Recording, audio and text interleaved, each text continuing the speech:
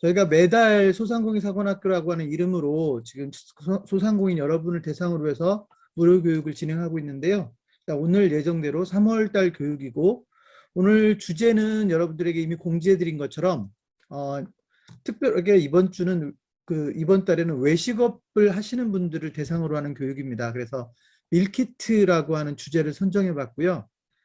기본적으로 뭐 밀키트로 창업을 한다라고 하는 그런 컨셉이 아니라 외식업에 종사하고 있는 분들이 밀키트라고 하는 내용을 그런 키워드를 어떻게 사업에 활용을 해서 좀 더 사업을 더 활성화시킬 수 있겠는가에 대한 초점을 맞추고 이야기를 진행하도록 하겠습니다. 자, 맨 먼저 제가 여러분들께 일단 소상공인 사관학교에 대한 좀 안내를 좀 하고 본격적인 이야기를 좀 진행하겠습니다. 저희가 소상공인 사관학교는 매달 한 번씩 진행하고 있고요. 사실 작년 7월부터는 지금과 같은 체제로 한 2시간씩 교육을 진행하고 있고, 그전에는 좀 더 시간을 늘려서 했었는데, 어쨌든 작년 7월부터는 계속 지금 한 번도 똑같은 주제를 하지 않고 계속 주제를 바꿔가면서 교육을 하고 있습니다. 적어도 저희 창업경신문 입장에서는 한 달에 하나의 주제라도 소상공인 여러분들께 도움이 좀 되는 역할을 하자라는 차원에서 소상공인 사관학교를 매달 진행하고 있다는 말씀을 좀 드리겠습니다. 자, 그리고 제가 여러분들께 소상공인 사관학교와 관련된 화면을 하나 띄워드릴 건데요. 화면 잠깐 보시겠습니까? 자, 이건 제가 소상공인 사관학교를 할 때마다 여러분에게 안내해드리고 요청하는 부분인데요. 지금 여러분에게 보여드리는 소상공인 사관학교라고 하는 페이스북상에 있는 그룹이거든요. 저희 회사에서 만들어 놓은 그룹이고요. 예전에는 사실 이 교육을 저희가 소상공인 사관학교를 실시간으로 하고 나서 녹화 영상을 매번 여기다 올려드렸기 때문에 녹화 영상을 보시라고 하는 차원에서 알려드렸는데, 저희가 이제 언젠가부터 녹화 영상을 다 보여주다 보니까 정작 정 수업 시간에는 안 들어오는 문제가 생기더라고요. 그래서 제가 작년 11월부터는 녹화 영상을 따로 올려드리지는 않고 있는데, 다만 이제 그 전에 올라갔던 영상들이 있어요. 그래서 지금 이 소상공인 사관학교라고 하는 그룹에는 한 6가지 정도의 주제의 소상공인 사관학교 교육들이 풀 영상으로 올라가 있거든요. 그래서 주제가 다 다른 내용이기도 하고, 여러분들이 오늘 밀키트에 대한 주제는 그냥 저하고 2시간 동안 수업을 진행하면 될 테고요. 나중에 시간이 좀 여력이 될 때 현재 이 소상공인 사관학교 그룹에 올라가 있는 다른 영상들도 좀 보십시오. 적어도 똑같은 주제들이 아니라 전혀 다 다른 주제들을 다루고 있기 때문에 여러분 사업을 어떻게 해야 될지를 고민하는 분들이라면 분명히 도움이 될 거라고 생각을 합니다. 가끔씩 페이스북에 가입을 하라고 하니까 어떤 분들은 나는 페이스북을 이용하지 않는다라고 이야기를 하세요. 근데 제가 그때마다 강조하는 얘기인데, 여러분이 일반 개인이면 페이스북을 이용하든 이용하지 않든 중요하지 않은 것 같아요. 왜냐하면 그거는 취향이거든요. 페이스북을 좋아하는 사람은 얼마든지 좋아할 수도 있는 거지만, 나는 페이스북에 내 신상이 이렇게 공개되는 것 자체가 싫다라고 하는 분들은 페이스북을 별로 좋아하지 않겠죠. 그런데 적어도 여러분들이 사업을 해야 되고요. 사업을 해서 어느 정도의 성과를 내기를 기대한다면, 그리고 더 좋은 성과를 내기 위해서 여러분들이 지속적인 노력을 해야 된다라고 하는 걸 여러분이 안다면, 저는 페이스북이라고 하는 도구를 쓰셨으면 좋겠습니다. 여러분, 페이스북이라고 하는 도구는요, 사업을 하는데 꽤 많이 도움이 됩니다. 저도 지금 제가 23년째, 횟수로 따지면 23년째 현재 이 회사를 하고 있는데, 페이스북이라고 하는 거를 도움을 되게 많이 받고 있거든요. 제 사업에도 마찬가지로 여러분들도 적어도 페이스북을 이번 기회에 접하면 좋겠고요. 일단 소상공인 사관학교에 들어가셔서 다른 주제들의 영상들을 좀 보시고, 또 발표 자료나 이런 사업에 필요한 자료들이 있으면 충분히 활용하시라는 의미에서 제가 이 페이스북 화면을 보여드렸습니다. 제목이 소상공인 사관학교입니다. 자, 그래서 일단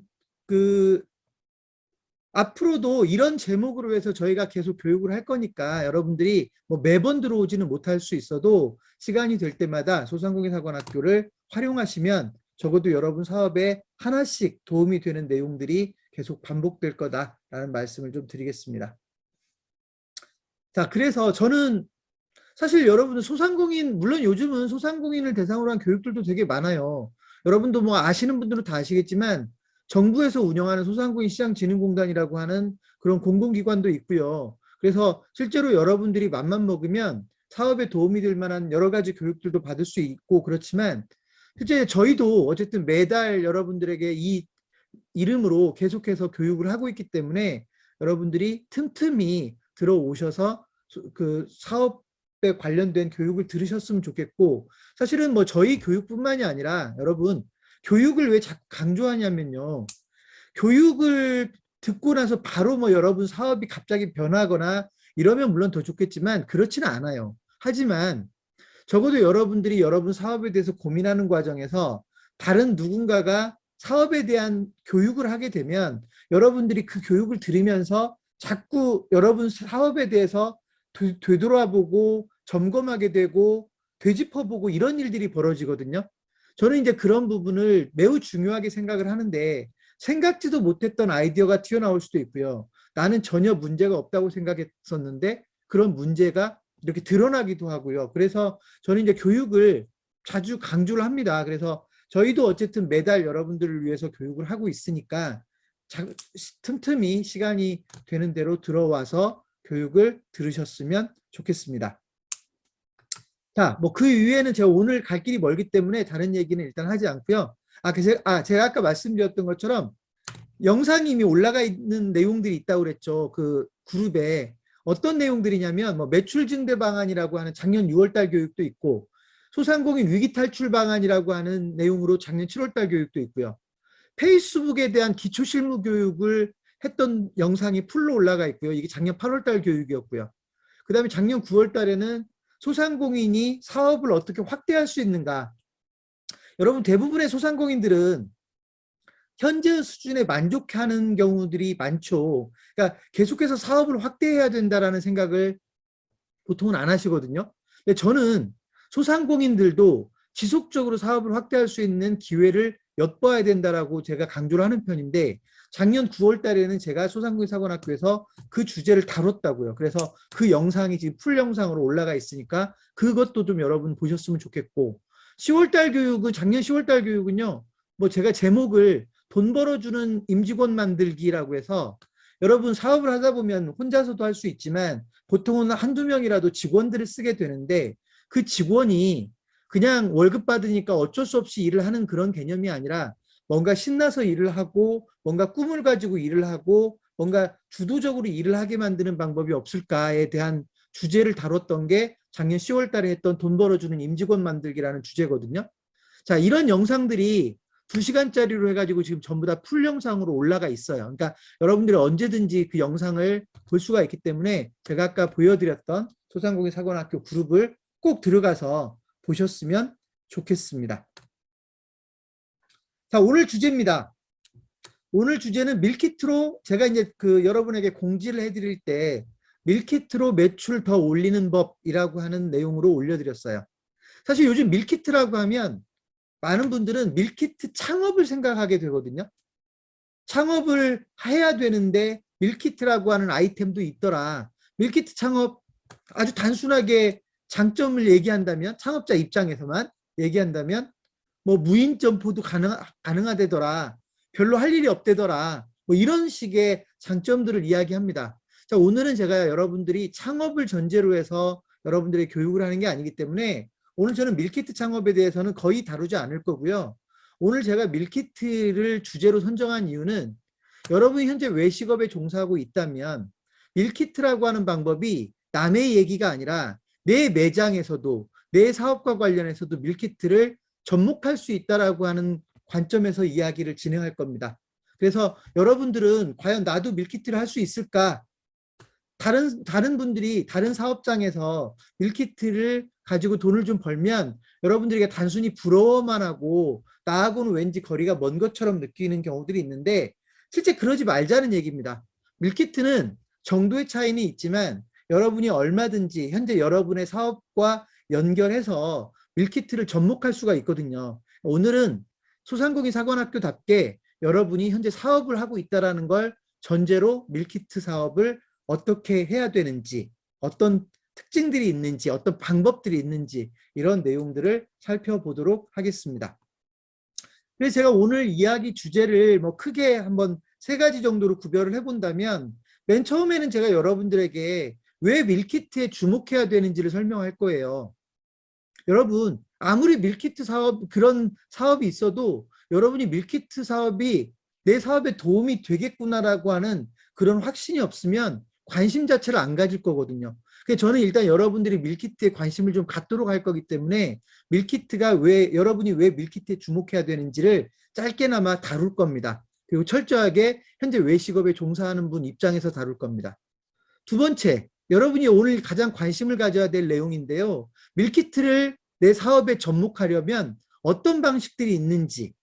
여러분, 밀키트 사업은 딱 한 종류가 있는 게 아니에요.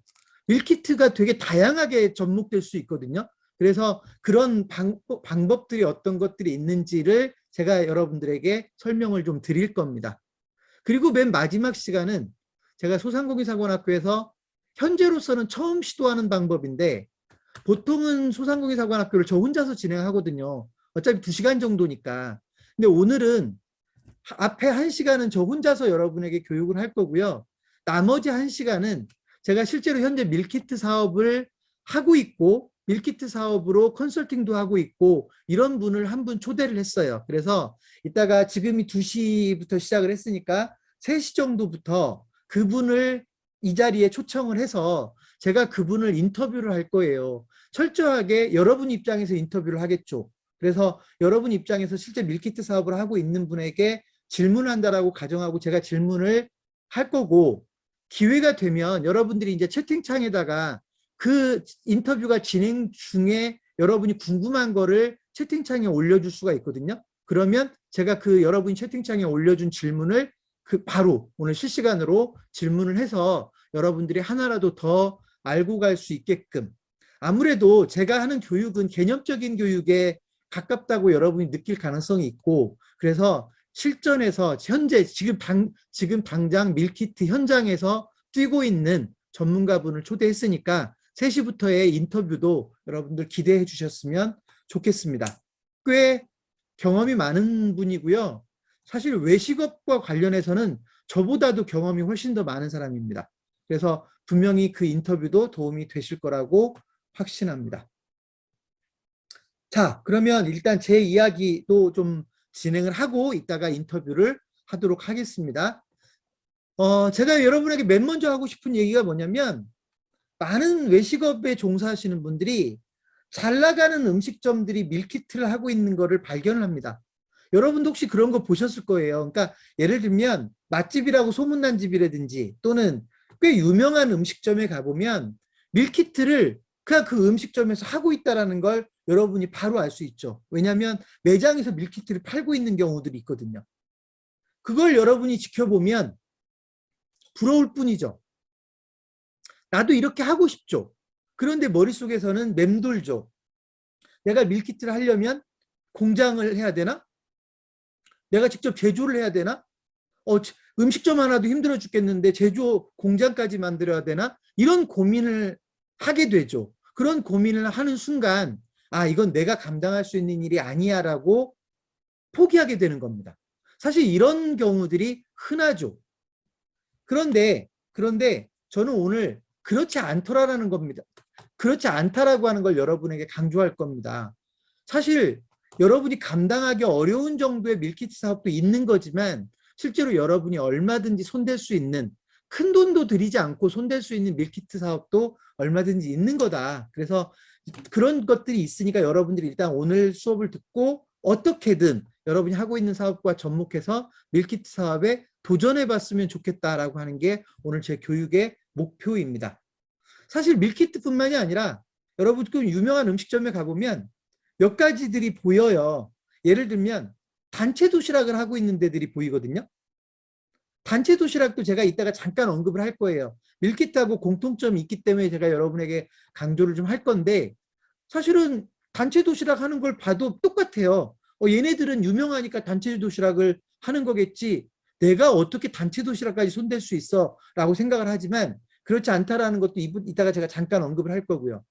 그 다음에 여러분, 요즘은 식재료 같은 것도 많이 팔지 않습니까?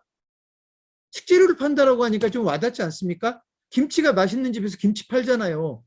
예를 들면 밀키트라는 용어를 써서 여러분들이 와닿지 않았는지 모르지만 밀키트는 완제품을 파는 것도 밀키트일 수도 있지만 일부는요, 재료만 파는 데도 있잖아요. 여러분 뭐 수산시장 같은 데 가서 예를 들면 매운탕거리를 사오기도 하지 않습니까? 다른 말로 표현하면 그게 일종의 밀키트입니다. 여러분이 직접 매운탕을 집에서 끓이려면 기술도 필요하고 여러 가지 그 조합법도 알아야 되니까 그걸 모르는데 예를 들면 여러분이 수산시장에 가서 그쪽에서 그냥 싸주는 거를 그대로 가져다가 끓이기만 하면 매운탕을 먹을 수 있는 경우 있잖아요. 이런 것들이 일종의 밀키트인 거거든요. 그래서 실제로 다른 매장에서 그렇게 하는 모습을 보면 그냥 부럽다, 나하고는 관계없는 일이야라고만 생각할 게 아니라 여러분이 나도 저렇게 할 수 있는 방법이 있을지도 모르는데라고 생각하고 그 방법들을 찾아보는 게 필요합니다. 오늘은 일단 밀키트와 관련해서는 그런 이야기를 충분히 다뤄보도록 하겠습니다. 자, 그리고 그 요즘 여러분 HMR이라는 말 많이 들어보셨을 거예요. 너무나 많이 들어보셨을 거예요. 영어를 제가 잘하진 못하지만 홈 밀 리플레이스먼트라고 하는 소위 가정식을 대체하는 개념입니다. HMR이라고 하는 게. 그러니까 쉽게 얘기하면 예전에는 다 집에서 밥을 해 먹었다면 귀찮잖아요. 그러니까 그거를 대체해서 사다 먹기도 하고 예를 들면 그냥 뭐 배달해 먹는 것도 넓게 보면 HMR 개념일 테고요. 이런 용어들 여러분이 흔하게 쓸 겁니다. 정확하게 어떤 단어의 약자일지까지는 모르는 분도 계시겠지만 HMR이라는 말은 흔하게 들어봤을 거예요. 근데 요즘은요, 이 용어를 변형해가지고 RMR이라는 개념 용어를 쓰는 분들이 있더라고요. HMR에서 H 대신에 R자로 바꾼 거거든요. 그러니까 뒤에 영어 단어가 meal replacement는 똑같아요. 근데 앞에 있는 홈이라는 단어가 뭘로 바뀌냐면 레스토랑이라는 단어로 바뀌어요. 레스토랑이 R로 시작하잖아요. 그래서 HMR이 RMR이 되는데 이 RMR은 어떤 개념이냐. 음식점에서 자기네가 경쟁력이 있다라고 생각되는 메뉴를 HMR 제품으로 만들어서 유통을 시키는 거예요. 이거를 그 부분만을 골라서 RMR이라는 용어를 쓰더라고요. 여러분 이따가 3시부터 인터뷰를 해주시는 그 전문가분은 이 RMR 쪽에서 상당한 경험을 가지고 있고 현재 활발하게 사업을 전개하고 있는 분입니다. 그래서 여러분들 이런 개념이 남들 얘기가 아니라 나도 음식점을 하고 있는데 내 매장도 히트 메뉴가 있을 수 있는데 그러면 여러분도 그 히트 메뉴를 가지고 RMR, 소위 HMR 시장에 진출할 수 있게 된다는 거거든요. 그런 여지들이 얼마든지 있다는 걸 여러분들이 아셨으면 좋겠다. 다만 그게 물론 유명하면 더 좋죠. 어떤 음식점이 되게 유명하다. 뭐 대한민국 국민들이 다 알만한 유명한 음식점이다. 그럼 분명히 장점이 더 있죠. 왜냐하면 이 음식이 그 유명한 음식점의 메뉴를 내가 집에서 주문해 먹을 수 있다는 거니까 더 의미가 있죠. 하지만 유명세만 가지고 사업하는 거 아닙니다. 여러분이 정말로 여러분이 유명하진 않지만 여러분이 만든 메뉴가 경쟁력이 있으면 얼마든지 그 음식을 누군가가 먹고 맛있다고 느낄 거 아닙니까? 그럼 여러분도 똑같이 그 메뉴를 상품화할 수 있다는 거거든요. 그게 바로 RMR이라고 하는 개념입니다. 그래서 RMR이라는 용어가 중요한 게 아니라 용어는 몰라도 돼요. 중요한 건 여러분의 음식점에서 잘 나가는 메뉴를 얼마든지 별도의 상품으로 만들어서 가정식을 대체할 수 있게 만들 수도 있다. 그걸 공장을 안 만들고도 가능하다는 얘기예요. 왜 부담스럽냐면 음식점 하나 하기도 힘든데 공장까지 만들어야 된다고 하니 제조업 인가까지 받아야 된다고 하니 이런 말만 어디서 만약에 들었다면 그런 방법만 있는 게 아니다. 밀키트라고 하는 건 다양한 방식이 존재한다라고 하는 걸 여러분들이 아셔야 된다는 말씀을 드립니다. 자, 요즘은요. TV 홈쇼핑에도 아주 많이 등장하죠. 그죠? 꽤 유명한 셰프가 TV 홈쇼핑에서 메뉴를 팔잖아요. 잘 나가는 셰프가 스테이크를 팔잖아요. 저도 가끔씩 사 먹거든요. 제가 스테이크를 제대로 맛있게 구울 자신이 없으니까 사 먹는 겁니다. 물론 편하기도 하고요. 그죠? 손질 다 돼서 그냥 봉지 뜯어가지고 불에 얹기만 하면 먹을 수 있잖아요. 이런 게 바로 이 시장이라는 것이죠. 밀키트라고 볼 수도 있고 HMR이라고 볼 수도 있을 겁니다. 물론 제가 여기서 밀키트라는 말과 HMR이라는 말을 같이 쓰고 있지만 이 두 가지 용어는 동일한 의미는 아닙니다. 다만 일부에서는 겹치는 부분이 있고 일부에서는 차이가 있는 거여서 일단 그런 얘기는 제가 전문가에게 물어보기로 하고, 오늘은 일단 여러분들이 이 시장이 이렇게 뜨고 있다라는 거, 그리고 그게 남 얘기가 아니라 단지 그 밀키트가 나에게 피해만을 주는 게 아니라 나도 내 사업과 연계해서 밀키트 사업을 접목할 수 있다라고 하는 거를 제가 여러분에게 강조를 하는 겁니다. 실제로 여러분 유명 프랜차이즈 회사에서 밀키트를 홈쇼핑에서 판매하는 것도 보셨나요? 가끔씩 나오죠. 그죠? 유명 프랜차이즈 회사는 당연히 가맹점이나 만들어서 내가 가맹점에 가야 그 메뉴를 먹을 수가 있는데 요즘은 홈쇼핑에서 그런 제품을 주문하게 만들잖아요. 그죠? 이것도 역시 이런 시장의 흐름이라는 겁니다. 근데 그게 그 유명 프랜차이즈가 아니라 여러분의 매장도 얼마든지 그 주인공이 될 수 있다라고 하는 걸 강조를 하고 싶은 겁니다. 자, 우선 여러분에게 어떤 걸 먼저 설명할까를 고민하다가 밀키트 사업의 유형에 대해서 좀 이야기를 하자. 제가 여러분에게 밀키트 사업의 유형을 뭐 하나하나 다 정리해 드리기는 어려워요. 시간도 없고. 그렇지만 제가 여러분에게 강조하고 싶은 이야기의 주제는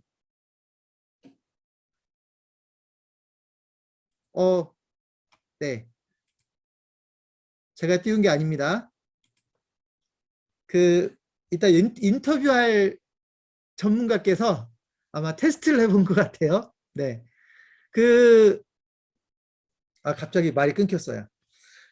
자, 밀키트라고 하는 게 제 이야기의 핵심은 밀키트는 여러 종류의 방법이 있는데 여러분이 그 모든 종류를 알아야 될 것도 없고요. 왜냐하면 어떤 거는 그야말로 공장을 지어야 될 수도 있어요. 그렇지만 어떤 거는 공장을 짓지 않고도 여러분이 밀키트 사업을 할 수가 있는 거거든요. 그러니까 이렇게 여러 가지 방법이 있는 건데 만약에 여러분이 누군가에게 밀키트 사업을 하려면 공장을 지어야 된다더라, 뭐 제조업을 허가받아야 된다더라, 이렇게만 만약에 듣고 나는 그게 무모하다고 생각돼서 너무 부담스러워서 밀키트를 지금까지 포기하고 있었다고 한다면 일부만 들은 얘기죠. 그래서 제가 일단 맨 먼저 여러분에게 어떤 유형의 밀키트 사업들이 있을 수 있는지를 대략적으로 살펴보고 가겠습니다. 첫 번째, 여러분 가장 쉽게 생각할 수 있는 게 방금 전에 제가 여러분에게 그런 얘기 했죠. 우리 가게의 핵심 메뉴를 밀키트로 만들어서 팔 수 있다. 그러니까 예를 들면 이런 거예요. 우리 집이 만약에 설렁탕 집인데 설렁탕을 와서 주문해서 바로 설렁탕을 끓여서 내놓는 것뿐만이 아니라 만약에 그 설렁탕을 경쟁력이 있으니까 밀키트로 만들어서 진열을 해놨다고 한다면 그 밀키트를 사가지고 갈 수도 있잖아요. 그죠? 근데 그게 다른 매장의 음식이 아니라 우리 매장에서 사실상 우리 레시피로 똑같이 만들어진 설렁탕이라고 한다면 우리 집에 와서 설렁탕을 맛있게 먹었던 사람들은 그 제품을 사가지고 가서 집에 있는 가족들에게 먹이고 싶은 마음도 있을 겁니다. 단순하게 보면 이런 거. 근데 이걸 제가 방금 전에 뭐라고 그랬죠? RMR. 그죠? 음식점에 있는 경쟁력 있는 메뉴를 밀키트 상품으로 만들어서 또 다른 방식으로 유통하는 것이죠. 근데 그 방식은 내 가게에서도 팔 수 있지만 엄격하게 말하면요, 다른 가게에서도 팔 수 있잖아요. 그렇죠? 예를 들면 나하고 잘 아는 사람이 조그만 구멍가게를 하고 있다. 근데 내가 이 제품을 우리 음식점에 오시는 분들한테만 팔면 아무래도 한계가 있을 테니까 그 유통업체 마트의 사장님한테 이거 좀 진열해 달라고 하면 진열해 줄 수도 있는 거 아닙니까? 그렇죠? 자, 이렇게 우리 매장의 경쟁력 있는 메뉴를 가지고 상품화시켜서 하는 방법도 있더라. 근데 마찬가지로요, 이것도 공장이 있어야 되는 경우도 있고 공장이 필요 없을 수도 있는 겁니다. 두 번째 유형은 어떤 게 있냐면 더 쉽게 할 수 있는 방법이에요. 여러분 음식점을 하다 보면 포장이라고 하는 개념이 있잖아요. 배달, 포장, 홀. 이렇게 보통 나누지 않습니까? 그죠? 그 중에 포장이라고 하는 게 뭐죠? 테이크아웃이에요. 만들어 가지고 가는 거거든요. 자, 그런데 사실은 그 포장이라고 하는 것 자체가 HMR 개념이죠. 그렇지 않습니까? 그거 가지고 가서 집에서 먹겠다는 거잖아요. 그러니까 분명히 그거는 대체식이에요. 그런데 그거를 여러분이 일반적인 포장도 할 수 있지만, 예를 들면 아까 제가 매운탕이 예를 든 것처럼 완성된 메뉴를 포장해 주는 방식이 아니라 집에 가서 아주 간단한 절차로 조리할 수 있게끔 한 80% 내지 90% 정도 완성된 단계의 일종의 반제품을 공급해 줄 수도 있는 거거든요. 그렇죠? 아까 제가 수산시장에서 매운탕거리를 사온 것처럼 이런 사업은요, 여러분이 지금 당장이라도 마음만 먹으면 할 수 있죠. 그러니까 지금까지는 포장이라고 하는 거는 알고 있으니까, 아, 내가 설렁탕집이니까 설렁탕을 포장해 주려고 하는 사람들한테 포장을 해줘야 되겠다라고 하지만 설렁탕은 완성품이잖아요. 근데 만약에 그거를 육수 따로, 재료 따로 해가지고 집에 가서 예를 들면 어떤 방식으로 끓여 드시라고 얘기를 한다면 더 오랫동안 먹을 수가 있겠죠. 이해되셨습니까? 포장을 해가면 오늘 먹어야 되잖아요. 그런데 만약에 육수 따로 재료 따로를 별도로 만들어 가지고 제공해 줬다면 일주일은 놓고 먹을 수도 있는 거지 않습니까? 이런 것들이 단순한 개념의 밀키트 사업이 될 수도 있다는 겁니다. 간편식이죠, 일종의. 세 번째, 여러분 밀키트 전문점이라고들 요즘 많이 보이잖아요. 그렇죠? 밀키트 전문점. 제가 이따가 이 부분은 잠깐 언급을 하겠지만 저는 개인적으로 밀키트 전문점을 꽤 위험하게 보는 사람 중에 하나입니다. 왜냐하면 지금 당장은 어떨지 모르지만 워낙 경쟁이 많으니까 저는 좀 그걸 위험하게 보고는 있지만, 어쨌든 여러분이 만약에 여러분 사업과 관련해서 밀키트를 접목하려고 할 때는요, 예를 들면 내가 내 매장에서 나오는 밀키트 상품을 내 매장에서만 풀 게 아니라 다른 만약에 밀키트 전문점에서 유통시킬 수 있다면, 여러분 밀키트 전문점도 프랜차이즈가 있는 거 아시죠? 자, 보세요. 제가 우리 음식으로 우리 메뉴를 가지고 상품을 만들었어요. 근데 내가 그 프랜차이즈 본사 대표를 잘 알아요. 그럼 제가 그 본사한테 뭐라고 얘기할 수 있어요? 우리 제품을 가져다가 니네 가맹점에다 좀 깔아가지고 팔았으면 좋겠다. 그러면 처음부터 몇백 개의 매장에 내 상품이 깔릴 수도 있잖아요. 그렇죠? 그 다음에 그런 밀키트 제품은 전문점은 무인으로도 운영이 되고 있고 유인으로 운영되는 경우도 있고요. 물론 무인과 유인은 그 체계에서 많은 차이가 있긴 하겠지만 그런 식의 사업 전개도 가능할 겁니다. 여러분 사실 여러분이 가장 흔하게 볼 수 있는 편의점에도 이미 밀키트 상품이 들어가 있고요. 그죠? 그러니까 예를 들면 이런 겁니다. 내가 밀키트 상품을 만들었는데 경쟁력 있다? 여러분이 좀 더 공격적으로 생각한다면 CU나 GS25를 통해서도 여러분 상품을 유통시킬 수도 있을 겁니다.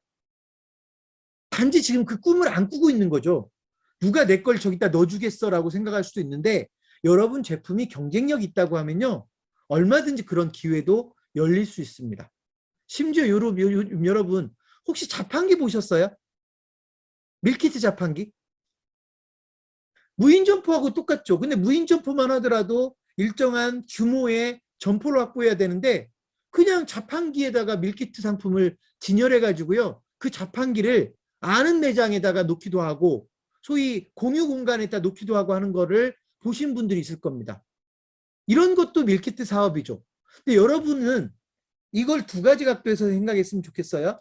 자판기, 밀키트 자판기 같은 경우는 여러분이 맘만 먹으면 도입해 볼 수도 있어요. 이해되셨습니까? 왜냐하면 기계 몇 대만이라도 설치해 볼 수 있는 거니까. 그걸 우리 매장에다 설치할 수도 있지만 우리 매장이 아닌 곳에서 설치할 수가 있는 것이죠. 또 한 가지는 여러분이 만든 밀키트 상품을 다른 자판기를 운영하는 사업자를 통해서 유통시킬 수도 있겠죠. 이해되셨습니까? 이렇게 밀키트 사업은 되게 다양합니다. 심지어 여러분이 꿈처럼 느낄 수도 있는 TV 홈쇼핑은 여러분이 못 나갈 것 같습니까? 얼마든지 가능합니다. 여러분 매장에 메뉴를 가지고 만든 밀키트 상품을 홈쇼핑에서 못 팔 이유는 없습니다. 물론 검증이 좀 돼야 되겠죠. 왜냐하면 홈쇼핑에서 팔려면 양을 많이 만들어야 되니까. 예를 들면 너무 조금 만들어서는 홈쇼핑에 들어가는 의미가 없겠죠. 그러니까 그런 문제는 좀 있긴 하겠지만 적어도 경쟁력이 검증이 되고 실제로 많은 수요가 있을 거라고 확신이 들면 여러분이 만든 제품을 TV 홈쇼핑에 나가지 못할 이유는 없습니다. 다만 TV 홈쇼핑이 방금 전에 제가 말씀드린 것처럼 한계가 있잖아요. 처음부터 몇 천만 원어치를 만들어야 된다는 거. 안 팔리면 끝나는 거 아닙니까? 그죠? 이런 부담들이 있어서 여러분이 좀 부담스러워 할 거예요. 홈쇼핑 같은 경우는. 근데 요즘 여러분 TV 홈쇼핑하고 비슷한 게 생겨났죠. 라이브 커머스라고 들어보셨어요? 대부분의 포털 사이트의 라이브 커머스 코너들이 만들어졌죠. 만들어져서 현재 운영되고 있습니다. 라이브 커머스는요. 홈쇼핑처럼 일종의 대중매체 개념이 아니란 말이에요. 워낙 많은 채널이 있고 보고 싶은 사람들만 보기 때문에 라이브 커머스 업체들 중에는 뭐 예를 들면 수만 명의 독자를 가지고 있는 데도 있겠지만 수백 명, 수천 명의 아직은 많은 독자를 가지고 있지 못한 데들도 있거든요. 그런 업체들이 전부 다 라이브 커머스로 상품을 판매하고 있는데 여러분의 제품을 만약에 여러분이 처음부터 너무 부담스럽게 비용을 투자하지 않겠다. 나는 기본적으로 몇천 개 단위까지는 부담스럽다라고 생각이 되면 몇십 개나 몇백 개 단위로 예를 들면 물건을 팔 수 있는 라이브 커머스 업체하고 제휴를 통해서 여러분의 밀키트 상품을 판매할 수도 있는 거거든요. 그래서 이런 부분들도 밀키트 사업의 소위 방법 중에 하나입니다. 요즘은요. 온라인 업체들도 되게 많이 생겼습니다. 밀키트를 위해서 아예 회사들이 탄생합니다. 꽤 유명한 스타트업들이 밀키트 사업을 통해서 뭐 수십억 원을 투자받기도 하고요. 이런 회사들이 생겨나고 있죠. 그러니까 여러분들이 그런 채널들을 잘 활용하면 여러분의 상품을, 밀키트 상품을 온라인으로도 유통할 수 있다. 그러니까 여러분 여기서부터 여러분 이제 바로 잡아야 되는데 내가 만든 밀키트 상품은 온라인으로 팔더라도 결국 내가 홈페이지를 만들어서 내가 팔아야 되는구나 라고 혹시라도 생각을 했다면 그것도 한 면만 본 거예요. 온라인 판매도 얼마든지 다른 유통업자들을 활용할 수도 있는 거다. 그러니까 여러분이 실제로 밀키트로 수익을 좀 더 늘려야 되겠다고 마음을 먹으면 방법들은 얼마든지 이미 다 만들어져 있다는 얘기입니다. 그래서 여러분이 얼마든지 밀키트 사업을 여러분 사업과 접목할 수 있다는 이야기를 하는 겁니다. 마지막 한 가지가 여러분이 뭐 이런 단계까지 갈 일은 없겠지만 여러분 주변에 식품업체들이 되게 많아요. 제조업체들. 식품 제조업체들이 의외로 많거든요. 근데 요즘요. 그 식품 제조업체들이 전부 다 관심을 갖는 영역이 밀키트 사업이에요. 그 얘기는 무슨 말이냐면 예를 들어서 내가 잘 아는 제조업을 하는 식품 제조업을 하는 사장님이 있다 이 말이에요. 그 사람하고 나하고 사업적으로 아무 관계가 없기 때문에 나는 음식점을 하고 있고 그 사람은 제조업을 하고 있으니까 아무 관계가 없다라고 지금까지 여러분이 생각하셨을 수 있는데 대부분의 식품 제조업을 하는 분들은 밀키트 사업에 대해서 관심이 없을 수가 없다고요. 왜냐하면 그분들이 만들어낼 수 있는 환경을 가지고 있으니까. 근데 여러분이 음식점을 하고 있는데 여러분 매장에 어떤 메뉴가 너무나 인기가 있는 거예요. 그 사실을 그 식품 제조업체의 사장님이 알면 오히려 그분이 여러분에게 제안을 할 수도 있어요. 그 메뉴를 자기들이 한번 만들어서 팔아보겠다고. 근데 그분이 여러분에게 제안할 수 있는데 역으로는 안 되나요? 여러분이 그분한테 제안을 하면 안 되나요? 당신 식품 제조업을 하는데 내 메뉴 중에 이런 메뉴가 경쟁력이 있거든. 이거 가지고 한번 만들어서 팔아볼래? 아니면 파는 건 같이 팔자라고 할 수도 있는 거죠. 그런 식으로 해서 밀키트 사업이 접목될 수도 있는 거다. 자, 결론적으로 제가 여러분에게 모든 영역의 모든 유형의 밀키트 사업을 얘기한 건 아니겠지만 적어도 방금 전에 제가 여러분에게 안내해드리는 것만으로도 아, 밀키트는 되게 다양한 방법이 있구나라고 하는 걸 여러분이 아셨을 테고 지금은 그 방법을 하나하나 다 완전히 완벽하게 이해를 해야 되는 게 아니고요.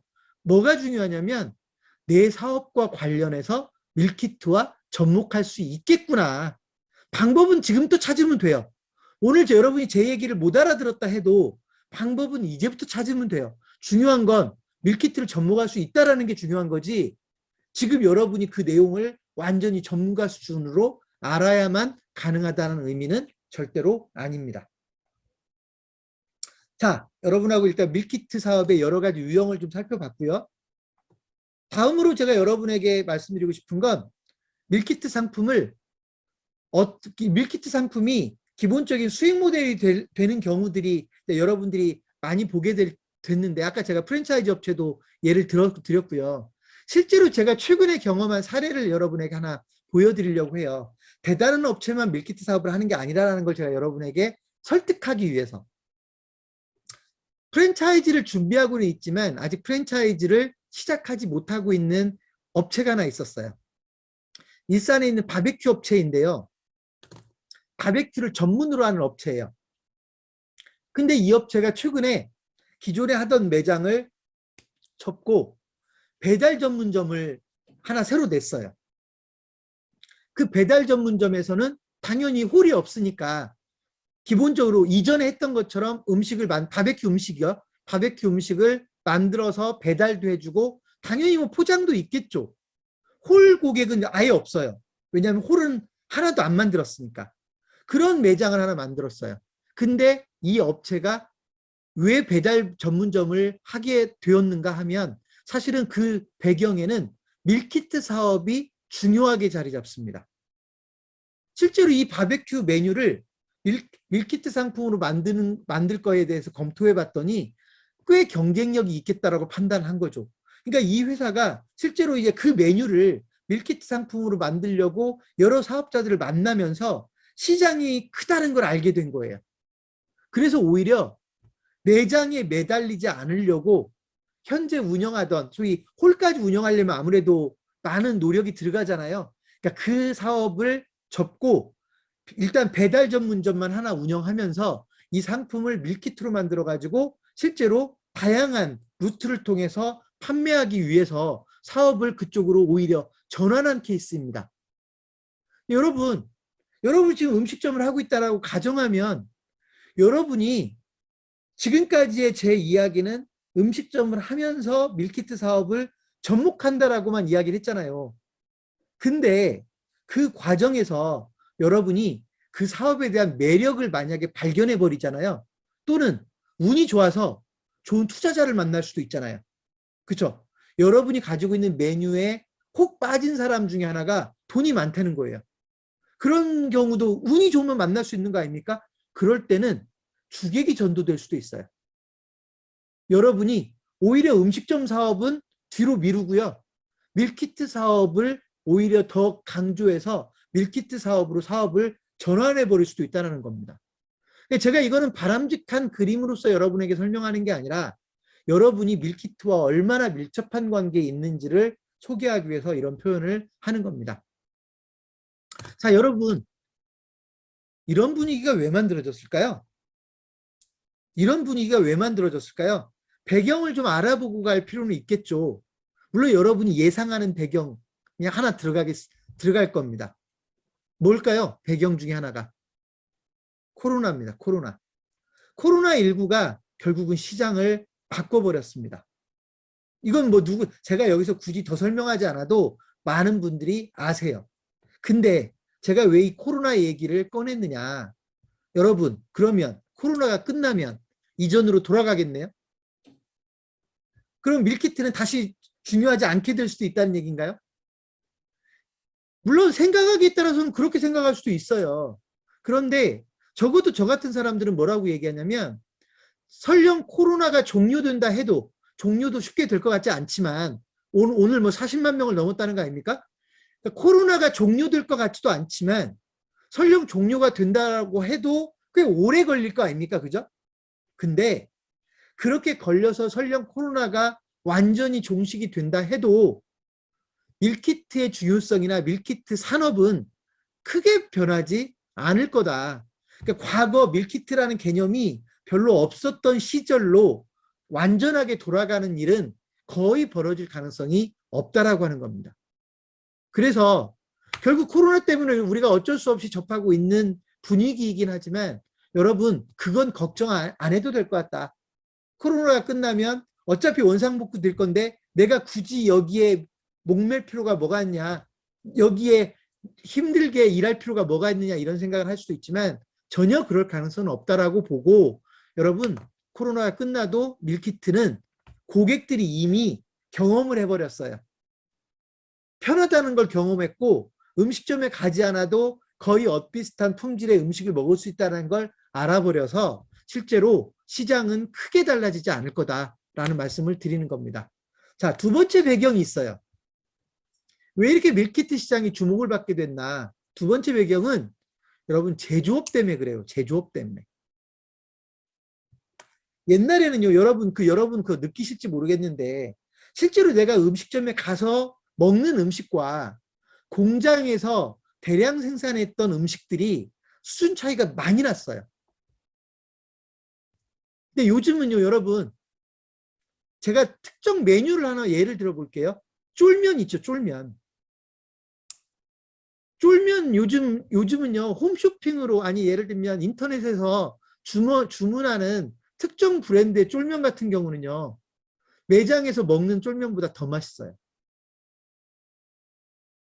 거의 수준차를 느끼지 못할 정도로. 오히려 쫄면을 잘못 만드는 음식점에 가면 더 맛이 없어요. 그 정도로 제조업이 발달돼 버렸다는 거예요. 이해되셨습니까? 레시피만 있으면 뭐든지 만들어내고 있어요. 제조업체들이. 그래서 밀키트 사업이 훨씬 더 탄력을 붙는 겁니다. 예전에는요, 예를 들면 부대찌개를 먹는다고 하면 부대찌개 전문점에 가서 먹는 부대찌개와 내가 어디 마트에서 사온 부대찌개는 달랐단 말이에요. 근데 요즘은 물론 여전히 차이가 있는 아이템들도 있긴 하지만 차이를 못 느낄 정도의 그런 아이템들도 많아졌다는 얘기입니다. 그러다 보니까 밀키트와 실제로 매장에서 먹는 음식과의 수준차가 좁혀지니까 밀키트 산업이 그만큼 발달하게 되는 겁니다. 그리고 그게 여러분하고도 연결이 되죠. 당연히 내 매장에 와서 먹는 게 가장 좋았단 말이죠. 근데 지금은 제대로만 구성을 하면 밀키트 상품으로 만들어도 거침이 없다고요. 맛의 차이가 별로 없다는 거예요. 그걸 뭐를 보면 알 수 있는 줄 아십니까? 여러분, 프랜차이즈라고 하는 건 매장 중심의 사업 아닙니까? 외식 프랜차이즈라고 하면 매장 중심의 사업이잖아요. 근데 요즘 프랜차이즈 회사들이 혹시 이렇게 선전하는 거 보셨습니까? 우리는요, 예를 들어서 이렇게 제가 곰탕집 예를 한번 들어보겠습니다. 옛날에는 곰탕집을 맛있게 하려면 엄청난 기술이 필요했어요. 아버지, 할아버지한테까지 전수받은 그 노하우, 남들은 모르는, 우리 집만이 아는 노하우가 있었고요. 그 노하우가 있기 때문에 곰탕집을 했다고요. 근데 요즘은요, 곰탕집 프랜차이즈가 뭐라고 선전을 하냐면, 우리 집은요, 라면 끓이는 기술만 있으면 곰탕집을 할 수 있어요. 이렇게 선전을 해요. 라면 끓이는 기술만 있으면 곰탕집을 할 수 있어요. 이렇게 선전한다고요. 그리고 가서 먹어봐요. 그러면 근데 곰탕이 꽤 맛있어요. 이해가 안 되는 거예요. 우리의 전통적인 생각으로는 이해할 수 없는 대목이죠. 왜요? 당연히 유명한 곰탕집에 가야 제대로 된 곰탕을 먹을 수 있다고 생각을 했는데 라면 끓이는 기술로도 곰탕을 재현해냈다는 거 아니에요. 왜 재현해냈죠? 그만큼 제조업이 발달돼 버린 겁니다. 요즘은요, 육수를 수프화 시켜버리잖아요. 분말 수프로도 만들어요. 육수를 농축해가지고 분말가루로 만들어서 물에 넣고 끓이면 그 육수 맛이 그대로 재현되는 그런 기술들도 발달돼 있단 말이죠.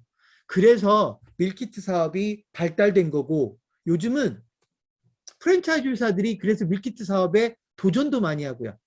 아예 프랜차이즈 사업을 하기 위해서 이런 시스템을 일부러 도입하기도 하고요. 여러분, 혹시 CK라는 말 들어보셨습니까? CK. 센트럴 키친이라는 뜻이거든요. 쉽게 얘기하면 공장이라는 뜻이에요. 프랜차이즈 회사가 프랜차이즈를 제대로 하려면 공장을 하나 만들어서 그걸 CK라고 합니다. 통합적인 공장이죠. 그 공장을 만들어서 거기서 반가공품을 만들어 오는 거예요. 예를 들면 음식을 하나 만들려면 공정률이 10%, 20%, 30% 해가지고 100%가 되어야 손님에게 나간다. 근데 예전에는 그 공정을 모두 음식점에서 했단 말이에요. 근데 지금 프랜차이즈 업체들은 이 공정이 어떻게 바뀌었냐면 80%까지를 CK에서 만들어 와서 매장에 배송이 되죠. 매장에서 나머지 10%, 20%의 공정만을 커버해서 음식을 내놓는 거예요. 그래서 라면 끓이는 기술만 있으면 음식점이 가능하다 이런 표현을 쓰는 거거든요. 여러분, 이 배경도 결국은 방금 전에 말씀드린 제조업의 발달과 연결이 됩니다. 그래서 실제로 프랜차이즈를 잘하는 가맹본부들이, 외식 프랜차이즈 업체들이 밀키트도 그래서 잘 만들어내는 겁니다. 왜냐하면 같은 공정에서 제품이 생산되니까요. 이해되셨습니까? 그래서 이런 배경들 때문에 밀키트 산업이 발전하는 거기 때문에 여러분 갑자기 뭐 코로나가 끝난다고 해서 갑자기 있었던 공장들이 없어지고 있었던 기술이 없어지는 게 아니에요. 이런 환경들은 그대로 유지될 거기 때문에 밀키트 산업은 계속해서 중요한 이슈가 될 수밖에 없다. 이해되셨죠? 자, 제가 아까 여러분에게 단체 도시락 얘기를 잠깐 한다고 그랬어요. 단체 도시락 이야기를 하면서 밀키트 얘기를 좀 해보겠습니다. 제가 요즘 음식점 사장님들을 만나면 단체 도시락 얘기를 거의 빠짐없이 합니다. 어떤 얘기인 줄 아세요? 단체 도시락 한번 해보시라고 얘기를 해요. 거의 모든 분들한테 음식점을 하시는 분을 만나면 단체 도시락을 하라고 해요. 여러분 그 배경이 있어요. 제가 그 배경 얘기를 좀 할게요. 혹시 여러분 스노우폭스라고 하십니까? 스노우폭스라고 하는 그 일종의 초밥 전문점이죠. 정확하게 말하면 초밥 도시락 전문점입니다. 이 스노우폭스라고 하는 매장에 가보면 여러분이 일반적으로는 쓰지 않는 용어를 씁니다. 그랩앤고라고 하는 용어를 써요. 그랩앤고. 영어 표현이죠. 미국에서 많이 쓰이는 표현인데 예를 들면 그냥 매장의 내방에서 이미 만들어져 있는 걸 가지고 나간다라는 뜻이에요. 여러분 일반적으로 우리가 알고 있는 음식점은 어떻게 합니까? 내가 매장에 방문해서 어떤 메뉴가 내가 어떤 메뉴를 선택하겠다고 하면 그때 메뉴를 만들기 시작합니다. 그리고 만들어지면 내가 가지고 가죠. 이걸 우리는 포장이라고 합니다. 테이크아웃이죠. 그죠? 근데 이러다 보니까 조리 시간이 필요하잖아요. 그래서 회전율에 한계가 있죠. 근데 방금 전에 스노우폭스를 제가 여러분에게 스노우폭스라고 하는 브랜드를 얘기했는데 이 스노우폭스는 회전율이 그보다 훨씬 더 빠릅니다. 왜냐하면 주문을 받으면서 음식을 만드는 게 아니라 미리 음식을 만들어 놔버립니다. 잘 나가는 메뉴를 중심으로 메뉴를 미리 만들어 놔버려요. 예를 들면 오늘 이 도시락이 500개는 팔리겠다. 그럼 500개를 만들어 놓는 거예요. 그러니까 고객들은 매장에 방문해서 집어서 나가는 것이죠. 그걸 그랩앤고 방식이라고 합니다. 자, 근데 제가 지금 여러분에게 그 얘기를 하려고 하는 게 아니고요. 제가 얼마 전에 그 스노우폭스 대표님을 면담할 기회가 있었어요. 그 매장에 가서 대화를 하다가 제가 이제 어쨌든 면담하기로 되어 있었으니까 저도 이제 스노우폭스라고 하는 브랜드를 좀 관찰해야 될 거 아닙니까? 가서 질문을 제대로 하려면. 그죠? 그래서 그 스노우폭스 홈페이지를 들어가 봤단 말이에요. 그랬더니 어울리지 않는 메뉴가 하나 보이는 거예요. 그 메뉴가 뭐였냐면 단체 도시락이었어요. 단체 도시락. 그리고 가서 질문을 했죠. 단체 도시락이 왜 홈페이지에 그렇게 강조되어 있느냐 그랬더니 단체 도시락이 매우 중요한 사업 방법이라는 거예요. 근데 여러분 생각해 보면 어차피 그랩앤고는 음식을 만들어 놓고 고객들이 가져가는 거니까 단체 도시락하고 뭔가 연결성이 있지 않습니까? 근데 엄청난 차이가 있어요. 그랩앤고는 안 팔리면 재고가 돼요. 버려야 돼요. 오늘 500그릇은 500개는 팔 수 있다고 만들어 놨더니 500개를 만들었는데 400개밖에 안 팔리잖아요. 그날. 그러면 100개를 버려야 될 수도 있어요. 그랩앤고 방식의 약점이에요. 근데 여러분 단체 도시락은요. 이 문제를 해결해 버립니다. 버리는 게 안 만들어져요. 왜냐하면 주문을 미리 받거든요. 우리 50인분 배달해 주세요. 그러면 50인분을 오늘 점심때 주문하는 게 아니라 오늘 점심때 필요한 50인분은 적어도 어제 점심까지 주문을 한다든지, 주문이 많은 곳은 2, 3일 전에 주문을 받아요. 그러니까 예를 들면 3일 전에 50인분 주문을 받아가지고 그만큼의 식재료를 준비해서 만들기 때문에 식재료를, 그러니까 로스가 거의 없어지는 것이죠. 스노우폭스가 그런 단체 도시락으로 재미를 보고 있다는 걸 제가 알게 됐죠. 그러면서 제 머릿속에서 정리가 됐어요. 이런 방식의 사업은 일반 음식점도 안 할 이유가 없겠다. 이해되셨습니까? 안 할 이유가 없겠다. 왜 이 좋은 사업을 안 하는가? 여러분, 그래서 제가 단체 도시락에 대한 장점을 몇 개 얘기해 볼게요. 단체 도시락은 첫째, 비는 시간을 활용해요. 아까 제가 말씀드렸잖아요. 점심때 와가지고 단체 도시락 50인분을 주문하는 게 아니라 이틀 전, 3일 전에 주문하니까 시간이 여유가 있다고요. 예를 들면 오늘 만들더라도 오늘 새벽에 만들 수도 있단 말이죠. 그러다 보니까 회전율에도 문제가 안 생기고 소위 본 영업에도 피해를 안 입어요. 그런 장점이 있다는 겁니다. 그리고 식재료에 대한 로스도 거의 없다는 장점이 있죠. 됐습니까? 두 번째 장점 얘기해 볼까요? 영업의 범위가 달라요. 여러분, 우리 매장에 오거나 배달을 해줄 때는 영업 범위가 한계가 있어요. 여러분, 10km 떨어져 있는 곳에 배달해 줄 수 있어요? 점심 때 점심 식사 배달해 달라고 주문 전화가 왔는데 10km가 떨어져 있단 말이에요. 배달해 줄 수 있냐고요? 배달해 줄 수 없어요. 근데 100인분 갖다 달라고 하면요. 10km는 별것도 아니죠. 이처럼 단체 도시락 사업은 영업 범위가 달라요. 제가 아는 한 음식점은 천안에 있는 음식점인데 아산까지 배달하고요. 공주까지도 배달을 해줘요. 사업의 범위가 그렇게 넓어진다고요. 세 번째 장점, 마케팅 방법이 다양해요. 일반적인 음식점을 보고 사간다든지 다녀봤던 음식점이니까 들어온다든지 이런 방식이거든요. 보통 체험에 의존하죠. 그런데 단체 도시락 사업을 하면 여러분이 일반적으로 마케팅이라고 얘기하는 거의 모든 방법을 써먹을 수가 있어요.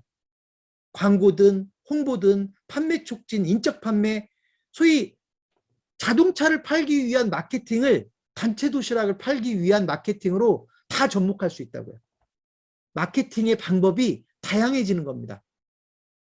이해되셨습니까? 사업을 훨씬 체계적으로 할 수 있다는 얘기입니다. 마지막 네 번째 장점.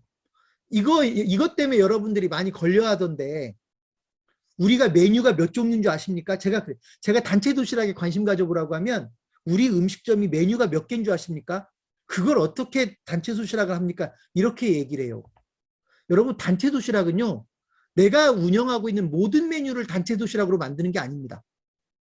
경쟁력이 있는 것만 단체 도시락으로 하면 됩니다. 이해되셨습니까? 그러니까 결국은 맛있는 것만 가지고 하는 거 아니에요. 그러니까 고객 만족도가 훨씬 더 높아지죠. 이해되셨습니까? 자, 그래서 저는 단체 도시락을 강조합니다. 만나는 거의 모든 음식점 사장님들에게 단체 도시락을 반드시 접목해 보라고 이야기를 합니다. 오늘 밀키트 얘기하다가 왜 갑자기 단체 도시락 얘기를 꺼내는 거지? 밀키트가 똑같더라는 겁니다. 외식업을 하고 있다면 밀키트라고 하는 건 방법의 차이는 있을 수 있으나 안 할 이유가 없더라는 거예요. 일단 가장 쉽게 제가 아까 뭐라고 그랬죠? 포장도 넓게 보면 밀키트 사업이다. 그죠? 근데 그 포장을 지금까지는 완제품만을 포장해줬다면 반제품으로 포장해주는 방법도 있잖아요. 그러면 사업의 융통성은 더 커지겠죠. 이해되셨습니까? 가장 단순하게 할 수 있는 사업이에요. 두 번째, 보통 즉석 판매 제조 가공업이라는 간단한, 예를 들면 멋지게 공장을 짓는 게 아니라 그냥 공장을 짓는 거의 흉내만 내는 식으로 허가를 받아가지고요. 만들어서 팔 수 있는 사업권이 있어요. 이렇게 사업 허가를 하는 방법이 있거든요. 그냥 아주 작은 공장이라고 이해하시면 돼요. 여러분 음식점에도 제조업 허가를 낼 수가 있다고요. 그렇게 하면 밀키트 사업을 좀 더 공격적으로 할 수가 있어요. 포장 판매만 하는 것보다는. 세 번째, 아예 제가 방금 전에 말씀드린 것처럼 제조업 개념으로 가는 방법. 히트 경쟁력 있는 메뉴를 제조업 베이스로 가는 방법. 그럼 공장을 지어야 되는 거냐? 아니요. 아웃소싱 할 수도 있어요. 우리나라 공장들은 널리고 널렸어요. 그 공장들 중에 내 메뉴를 가장 잘 만들어줄 수 있는 회사를 찾아내면 여러분이 공장을 짓지 않고도 밀키트 사업을 할 수가 있어요. 그러다가 운이 좋게도 히트 상품이라도 만들어지면 여러분이 음식점 때려치고 그 사업에 전념할 수도 있어요. 왜냐하면 음식점은 잘 벌어야 한 달에 1억이지만 밀키트 사업은요, 여러분이 운이 터지면 몇백억도 팔 수 있는 거 아닙니까? 관심이 바뀌어버릴 수도 있어요. 물론 여러분에게 그렇게 하라는 게 아니라 가장 단순한 방법부터 하다 보면 이런 기회가 없으라는 법이 없다는 것이죠. 이해되셨습니까? 그리고 제가 여러분의 방금 전에 그랩앤고라고 얘기했죠. 그랩앤고처럼 그랩앤고는 아니지만 밀키트를 만들어서 여러분 매장에 디스플레이를 해서 판매할 수도 있어요. 여러분 그때 디스플레이를 할 때는요. 꼭 내 것만 할 필요가 있나요? 여러분 이때 품앗이라는 개념을 도입할 수도 있다고요. 내가 다른 매장에 밀키트 제품을 팔아주는 대신에 내 밀키트 상품을 다른 매장에 디스플레이 할 수도 있는 거거든요. 이런 방식으로 밀키트 사업을 할 수가 있는 거다. 더 나가서 밀키트 프랜차이즈도 하려면 할 수도 있죠. 이해되셨습니까? 근데 왜 이런 밀키트에 관심을 안 갖냐고요.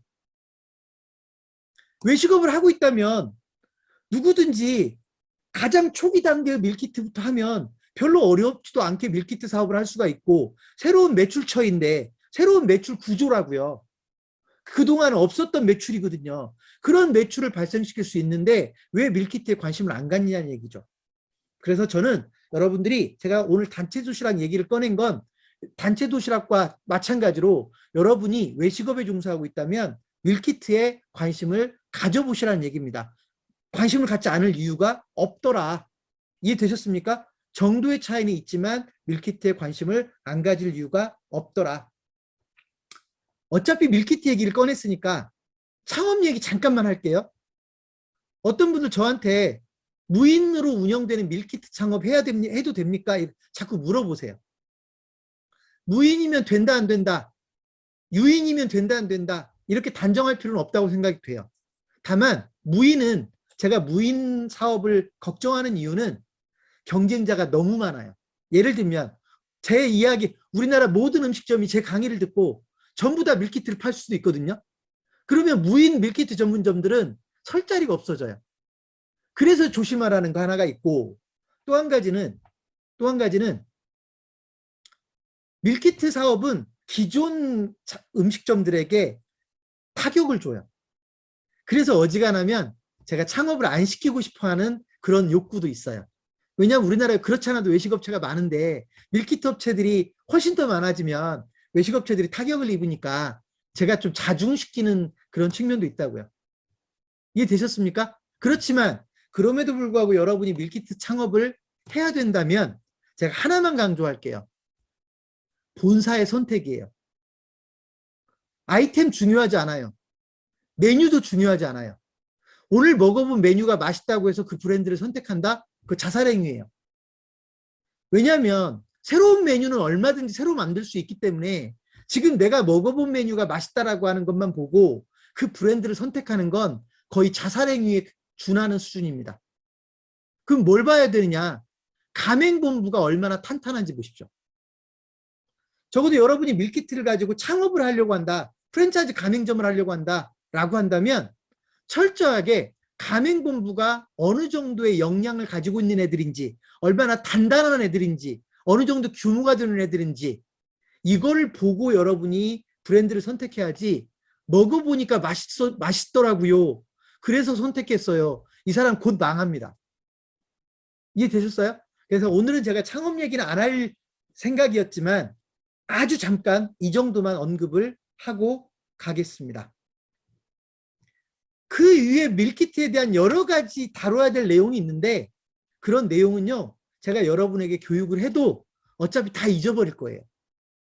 그래서 지금까지 이런 거보다 더 중요한 건 실제로 밀키트 사업을 하고 있는 분이, 밀키트 사업을 많이 도와주고 있는 사람이 여러분에게 밀키트에 대해서 어떤 얘기를 해주는지를 들려드리는 게 오히려 더 도움이 될 것 같다 해서 지금부터는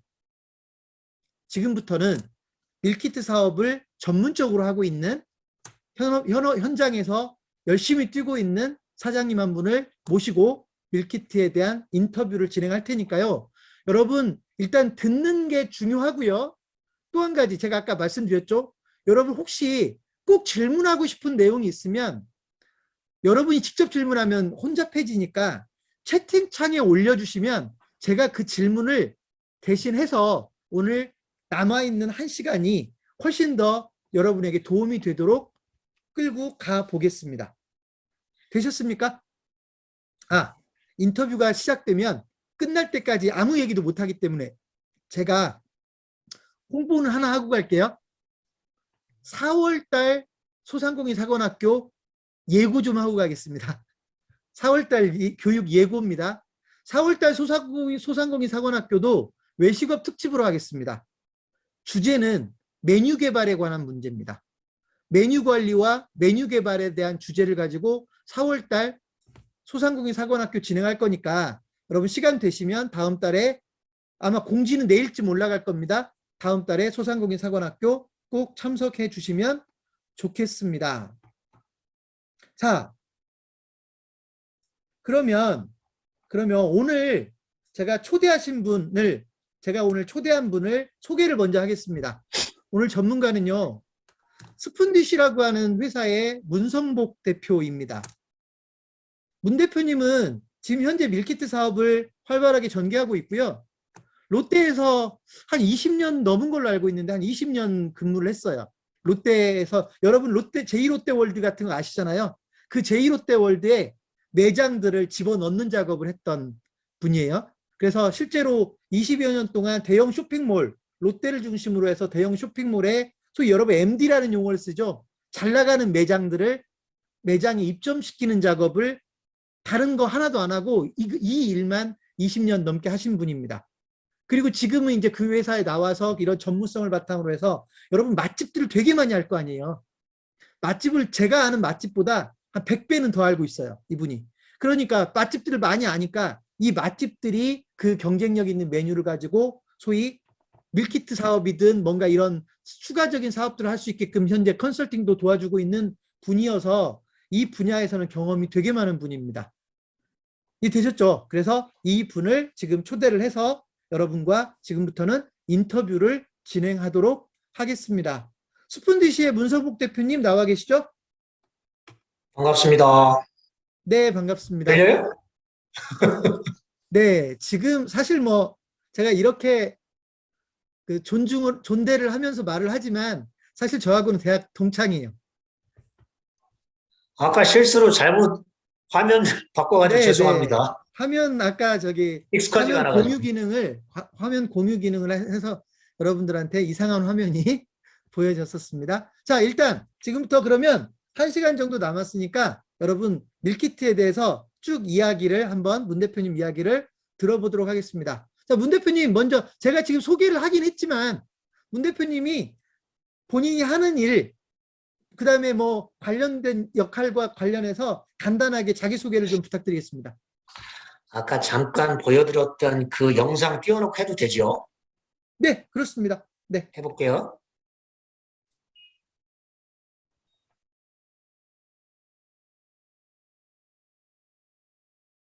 이게 지난번에 대학교 식품영양학과 친구들을 대상으로 했던 건데 네. 보이세요? 리스트만 보이는데요, 리스트만? 리스트만? 네. 잠깐만요. 제가 이게 익숙하지가 않아가지고. 시간이 많지 않아서. 제가 시간이 이게 많지 익숙하지 않아서. 않아서. 잠깐만요. 네. 보이세요, 이제는? 아니요. 안 지금 보여요? 화면을 잘못 골랐어요. 진짜? 공유하는 창을 그 영상이 뜨는 창을 골라야 되는데 음. 지금 폴더 창을 선택을 했기 때문에 폴더가 보이고 있어요, 화면에. 그럼 뭐, 가만있어 봐라. 이게 안 되면 그냥 설명을 해야 되겠네. 네, 일단 화면 닫아주세요, 그냥. 네. 그냥 경험을 바탕으로 해서 제가 질문 잘 드릴 테니까 경험을 바탕으로 해서 이야기를 해주면 좋겠습니다. 화면 닫겠습니다. 네네. 네, 닫아졌네요. 자, 일단 자기소개를 먼저 해주세요. 아까 이제 오병력 대표가 설명드린 대로 오 대표하고는 대학 동창입니다. 다른 길을 걸었죠. 저는 롯데에 들어가가지고 잠실 제1롯데월드 쇼핑몰 오픈하는 것부터 해가지고 MD를 했는데 주로 식당가 MD를 오래 했어요.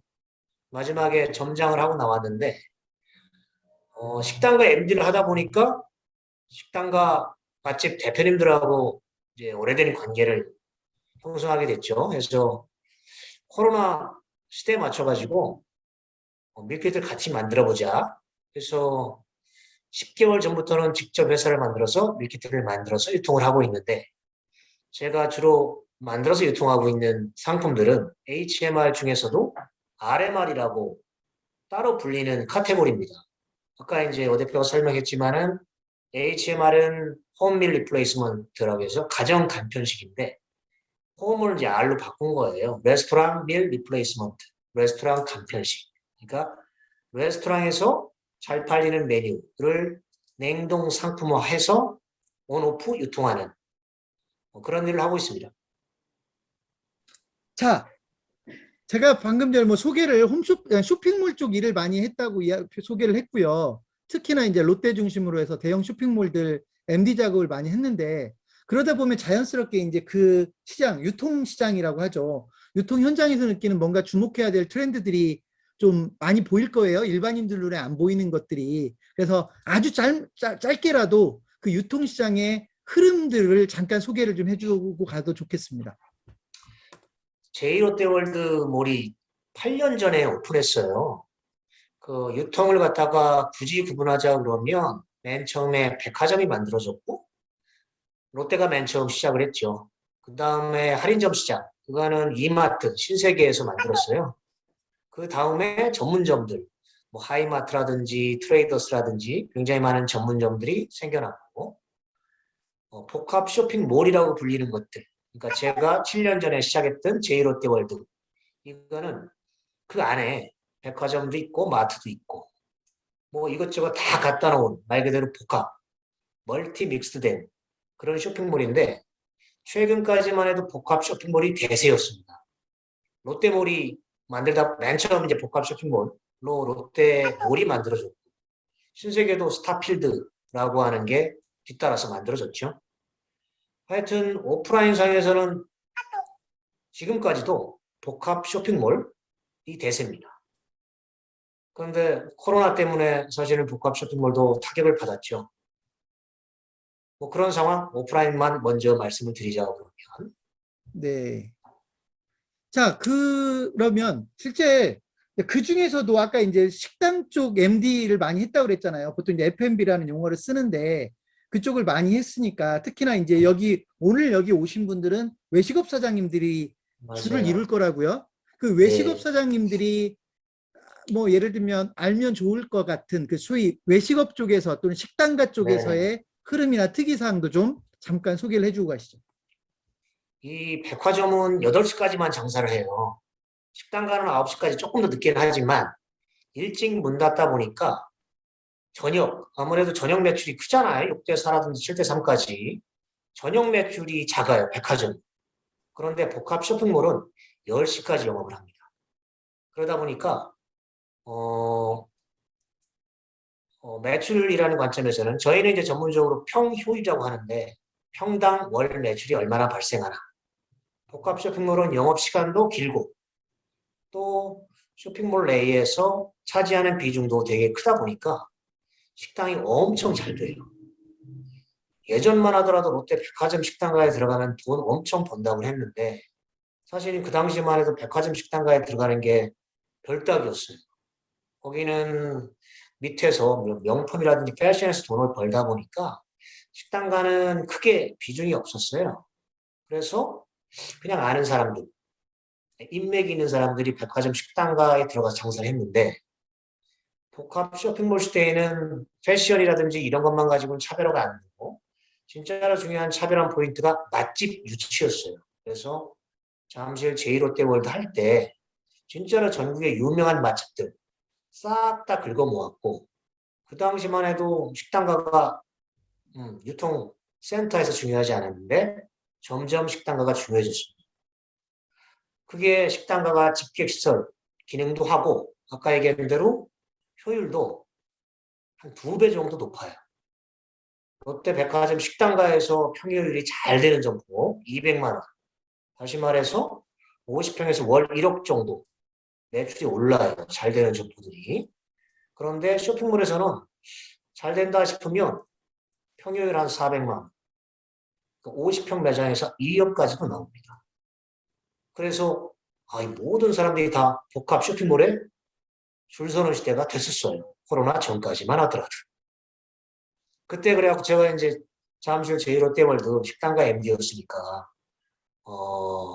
괜찮았지. 일하기 되게 편했지요. 한마디로. 서로 다 입점하려고 했었습니다. 네. 그렇습니다. 자, 이제 오늘 밀키트와 관련된 이야기로 좀 들어가 보면 실제로 이제 아마 문 대표님의 맛집들을 그 과정에서 이제 맛집들을 많이 만나고 실제로 이제 맛집들을 이 코로나 맛집도 사실 코로나19를 피해갈 수 없었을 테니까요. 맛집들이 이제 코로나19를 겪으면서 어려움을 당하고 그걸 해결하는 방법으로서 아마 이제 밀키트가 강조가 되고 했을 것 같은데 실제로 지금 그 문 대표님이 수많은 맛집들 대표님들과 교류를 하고 있는 걸로 알고 있고 실제로 지금 비즈니스와도 연결이 되는 걸 알고 있는데 그 맛집들 사이에서도 어떤 뚜렷한 변화 아마 뭐 밀키트도 관련되겠지만 혹시 그런 맛집들에서도 그 코로나와 관련해서 뭔가 뚜렷한 변화가 있는가요? 뭐 어떤 거를 좀 얘기해 주면 도움이 될까요? 네, 제가 이제 2년 전에 나와가지고 밀키트 사업을 시작을 했는데 코로나가 터지기 직전까지만 하더라도 사실은 맛집 사장님들이 밀키트에 크게 관심이 없었어요. 이미 오프라인상에서 잘 되고 있고 본인들이 잘하는 영역에서 쭉 잘하면 되는데 굳이 잘 모르는 온라인. 그러니까 밀키트를 만든다 하면 기본적으로 온라인 유통하기 위해서 만드는 건데 뭐 생소한 영역에 대해서 관심이 별로 없었죠. 그래서 2년 전에 제가 그때 나오고 밀키트가 대세니까 같이 한번 만들어 보시죠? 라고 할 때는 사실은 뜨뜻미지근했어요. 그런데 1년 전에 제가 다시 컨택하니까 모두가 다 관심이 있는 거예요. 그래서 지금은 저희가 독점적으로 그 브랜드에 대한 권리를 확보하고 만들어서 유통하는 브랜드, 노프라고 불리고 원조급이라고 불리는 브랜드들 여러 개를 가지고 현재 유통을 하고 있습니다. 사실은 아까 제가 쇼핑센터의 꽃이라고 하는 복합 쇼핑몰이 코로나 시대에는 안 좋은 부분들이 좀 있어요. 뭐냐면 일단은 뭐 그 유동인구가 많다 보니까 뭐 코로나 확진자가 한 명 생기면 전체적으로 그 몰을 셧다운하는 경우도 있고 또 하나 결정적으로 배달이 안 됩니다. 마음대로 배달을 하고 싶어도 아시겠지만 백화점, 쇼핑몰, 식당가가 다 4층, 5층에 있거든요. 그럼 라이더가 위에까지 안 올라가요. 하고 싶어도 라이더 접근이 어려운 측면이 하나 있고 또 만들어서 팔려고 하면 쇼핑몰은 주로 수수료 임대 방식이잖아요. 뭐 그 라이더 비용 이것저것 다 내고 수수료도 또 내야 되기 때문에 고정 임대료 방식은 그런 게 없지만 또 내야 되기 때문에 남는 게 없어요. 그러다 보니까 복합몰이 매력이 떨어지는 이유 중에 하나이기도 합니다. 그게. 음. 제가 막 두서없이 얘기하는데 또 질문해 주세요. 네. 아, 그럼 일단 뭐 혹시 그 문 대표님이 밀크티에 관심을 갖게 된 계기가 있나요? 글쎄요. 저도 이제 사업을 막 시작했기 때문에 네, 될 만한 시장, 성장하는 시장에 들어가야 되는 게 맞고 네. 뭐 끊임없이 지속적으로 지금 성장하고 있잖아요. 밀키트 HMR 시장은 거의 2배, 매년 2배 이상 성장하고 있고, 아마 포스트 코로나 이후에도 이 추세는 다 이어질 거라고 얘기를 해요. 왜냐하면 익숙해져 있고, 또 코로나는 또 올지도 모르고. 근데 익숙해진다는 말이 뭐냐면, 다시 한번 아까 그거 들어가기 전에 밀키트, HMR, 이거에 대한 정의 다시 한번 말씀드려볼게요. 사실 밀키트는 키트, 뭔가 소포장되어 있는 여러 개를 모아서 합포장한다는 개념이 들어가 있지 않습니까? 네. 그거는 냉장 상품일 때 사실 적절했어요. 여러 개의 이제 원재료들 갖다가 소포장한 다음에 그걸 하나로 합포장해서 유통을 했는데 냉장 상품이었거든요, 주로. 유통기한이 5일밖에 안 돼요. 근데 그 시장은 아까 재고 문제 때문에 되게 어렵습니다. 가장 대표적으로 프레시지라고 하는 회사가 우리나라 밀키트 시장에 굉장히 상당 부분을 차지하고 있는데 시작은 냉장 밀키트로 시작을 했으나 지금은 냉동 HMR, 냉동 밀키트로 많이 바꾸고 있어요. 이유는 재고 문제 때문에 팔아도 남는 게 없는 거죠. 버리다 보니까. 그래서 밀키트 HMR이란 용어, 그러니까 소분되어 있느냐 아니냐로 구분할 수 있는 부분도 하나 있고 냉장이냐 냉동이냐 상온이냐 하는 부분도 되게 중요한 부분입니다. 그 밀키트와 HMR이 아까 제가 이제 뭐 공통점도 있고 차이점도 있다고 그랬는데 그 예. 부분도 좀 설명을 해주실 수 있나요? 그러니까 어떤 경우는 HMR이라는 용어를 쓰고 어떨 때는 밀키트라는 용어를 쓰는데 분명히 공통점과 차이점이 같이 존재할 것 같은데. 그게 이제 업계에서도 정확한 정의는 없는 것 같아요. 그러니까 제 생각에는 소포장되어 있는 여러 개가 하나로 합포장되어 있는 거, 이거는 밀키트라고 해도 되는 것 같고, 용어상으로는. HMR은 그거를 포함하는 전체 다. 왜냐하면 간편식이기 때문에, 전부 다 간편식이잖아요. 그래서 HMR이 좀 더 포괄적인 의미라고 저는 생각을 합니다. 근데 그거보다 더 중요한 게 아까 얘기한 대로 냉장이냐 냉동이냐 상온식품이냐 음, 이 부분이 더 중요한 것 같아요. 근데 네. 지금은 냉동이 대세고 음, 냉장은 아무나 할 수 있는 영역은 아니다. 재고 문제 때문에.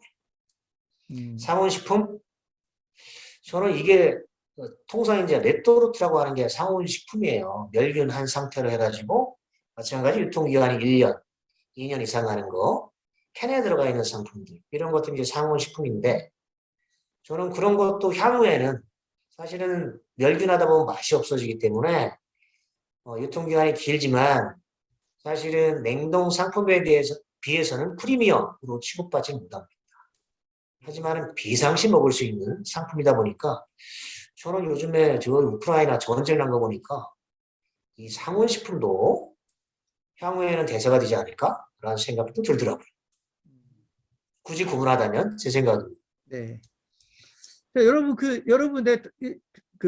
여러분들한테 한 말씀 드리면 지금 방금 전에 말씀드린 것처럼 오늘 질문은 제가 이제 질문을 미리 정해놓은 질문들이 좀 있긴 하지만 또 여러분들도 질문을 하실 수 있다고 제가 말씀드렸잖아요. 이야기를 듣다가 여러분이 궁금한 게 생기면 채팅창에 올려주세요. 그러면 제가 그 내용을 또 그 질문에 추가해서 드리도록 하겠습니다. 자, 문 대표님 다음 질문 드릴게요. 자, 오늘 네, 교육의 주제가 외식업에 이미 종사하고 있는 분들이란 말이에요. 그래서 네, 외식업에 이미 종사하고 있는 분들이 이제 밀키트를 또는 HMR을 사업에 활용하는 개념이잖아요. 그래서 새로운 매출을 만들어내겠다라고 하는 게 이제 오늘 어찌 보면 교육의 기본적인 목표인데, 그죠? 자, 맞아요. 이런 경우에 주로 이제 어떤 방식으로 전개되고 있는지 아까 제가 대략적인 유형들은 설명을 했지만 기본적으로 지금 문 대표님이 현재 외식업체 사장님들과 어떤 방식으로 사업을 진행하고 있는지를 좀 더 구체적으로 소개해 주면 좋을 것 같아요. 일단은 챈맷집 부대찌개 사례를 한번 들어볼게요. 네, 송탄에 있는 부대찌개 원조집. 저희가 그 사장님한테 찾아갑니다. 네, 브랜드에 대한 사용 권한과 레시피를 공유해 주시면 저희가 투자해서 만들고 유통하겠습니다. 그런 다음에 발생하는 수익을 쉐어하겠습니다. 이렇게 해서 계약 체결하고 진행을 하는데 그러다 보니까 이제 브랜드는 거의 할 게 없어요. 그냥 저희가 다 하는 건데 일단 저희의 역할은 뭐냐? 예를 들어서 부대찌개예요. 레시피를 받았어요. 그거를 냉동 상품화를 할 수 있는 OEM 공장을 찾습니다. 공장 많잖아요. 네. 싸게 제일 잘 만드는 공장을 섭외합니다. 그래서 거기하고 계약을 해요. 맛을 잡는데 어차피 매장에서 만들어지는 거와 똑같이 만들 수는 없어요. 그 냉동 상품화하는 과정에서 예를 들어 그 야채 중에 일부는 냉동하게 되면 이제 맛이 변하니까 뭐 그런 건 빼야 되는 경우도 있고 이것저것 고려하다 보면 저는 매장에서 판매하는 메뉴 맛의 8, 90% 정도까지만 맞춰도 괜찮다. 이건 합의해야 되는 부분이에요. 그래서 그렇게 샘플링을 합니다. 서너 번 정도 하면은 합의가 돼요. 그래서 OEM 공장에서 가져와서 그 브랜드 사장님하고 저희하고 같이 시식하는 과정을 갖다가 서너 번 반복하다 보면 맛이 잡혀요. 그럼 그거를 만들어 주세요. 얘기를 하는데 여기서 중요한 게 MOQ입니다. 최소 발주 수량. 그게 적을수록 좋잖아요. 많이 만들어서 혹 안 팔리게 되면 다 폐기해야 되니까. 그래서 지금은 통상 2,000개 정도, 2, 3,000개 정도 되더라고요. MOQ. 그러면 원가 10,000원짜리 만들면 2,000개니까 2천만 원이 필요한 거죠. 최소 발주 수량. 그러니까 저희가 투자해야 되는 최소 투자비는 한 2천만 원 정도가 되는 거고 혹 한 개도 못 판다 하더라도 2천만 원 정도를 손해보는 구조. 사실은 뭐 투자비 리스크는 많지 않습니다. 또 때로는 진짜로 안 팔리면은 그거를 매장이 있으니까 오프라인 매장에서 팔 수도 있거든요. 그렇게 되면은 사실은 2천만 원에 대한 리스크는 거의 없다고 그렇게 뭐 그런 상황이죠. 또 필요한 게 일단은 맛을 잡았어요. 그 다음에 패키지를 해야죠. 패키지를 잘하는 디자인 업체 저희가 선정을 합니다. 하고 디자인을 해야죠. 온라인 상품은 오프라인하고 다르게 디자인을 잘해야 돼요. 왜냐하면 직접 만져보고 살 수 있는 게 아니고 화면상에 있는 것만 보고 사기 때문에 일단 패키지 디자인으로 잘 어필하는 게 중요해요. 그래서 디자인도 심혈을 기울입니다. 물론 디자인상에 들어가 있는 표기사항, 영양성분 표시 이런 것들도 중요해요. 그래서 그런 것들 전문가한테 맡겨야 되는 영역이기도 하고요. 그런 표기 때문에. 그래서 일단은 안에 들어가는 상품과 패키지까지 완성이 되면 그걸 가지고 저희가 B2B 또는 B2C 또는 라이브 커머스 여러 채널을 돕니다. 지금 온라인 쪽에서는 마켓컬리, 쿠팡 이런 데가 잘 팔리죠. 볼륨이 커요.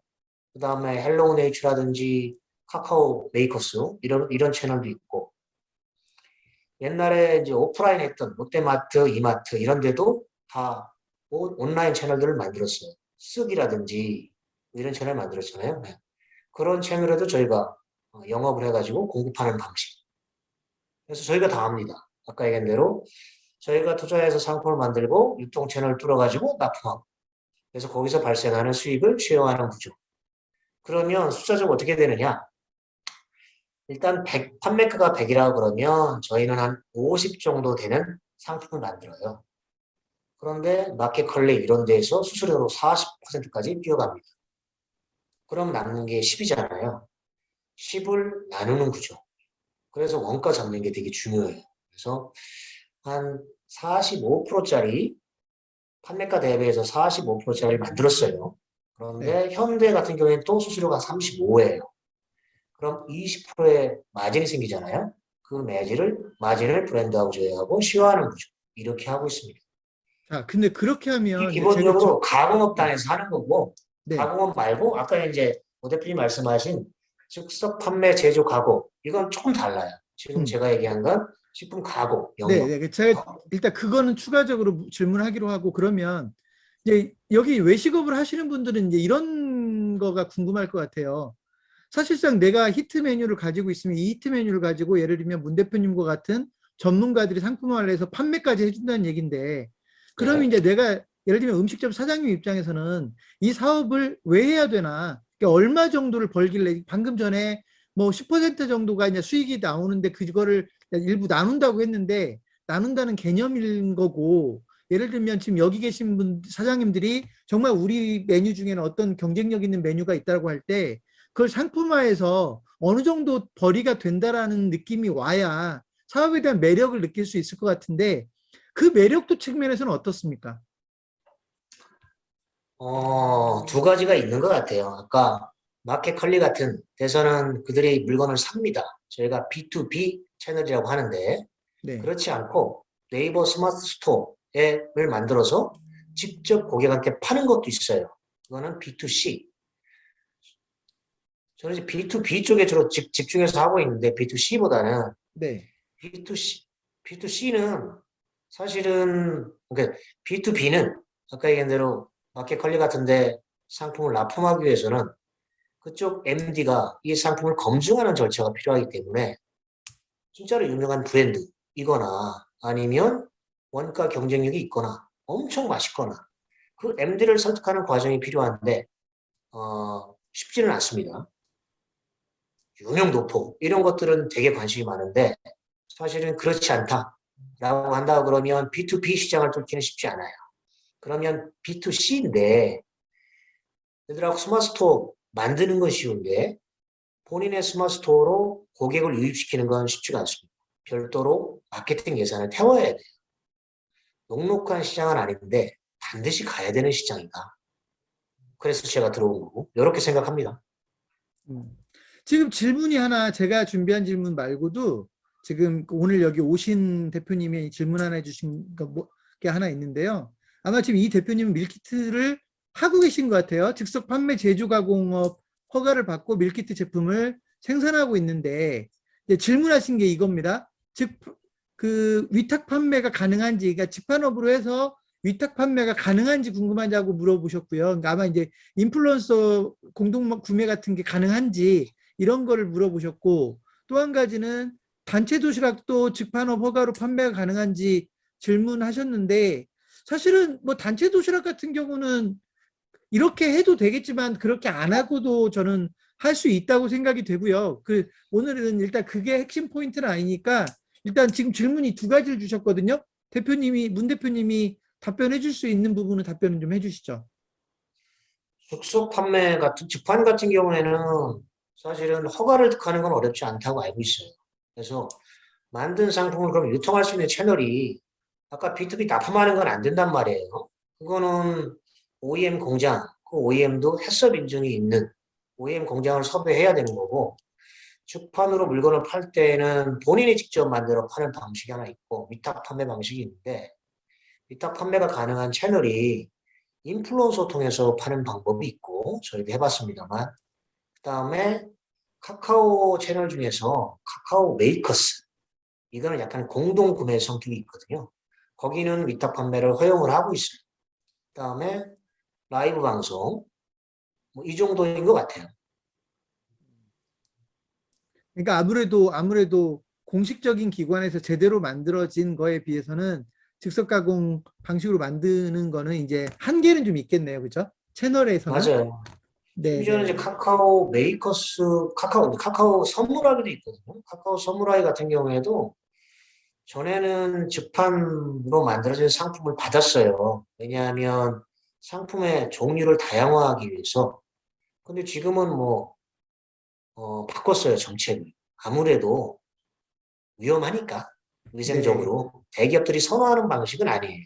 근데 소상공인의 매출을 갖다가 조금 더 고양시키려고 다양한 채널을 열어주다 보니까 허용은 했으나 장기적으로는 아마 장기적으로는 쉽지 않지 않을까 이렇게 생각을 합니다. 음. 단체 좀 도시락도 좀 가공으로 가는 게 좋아요.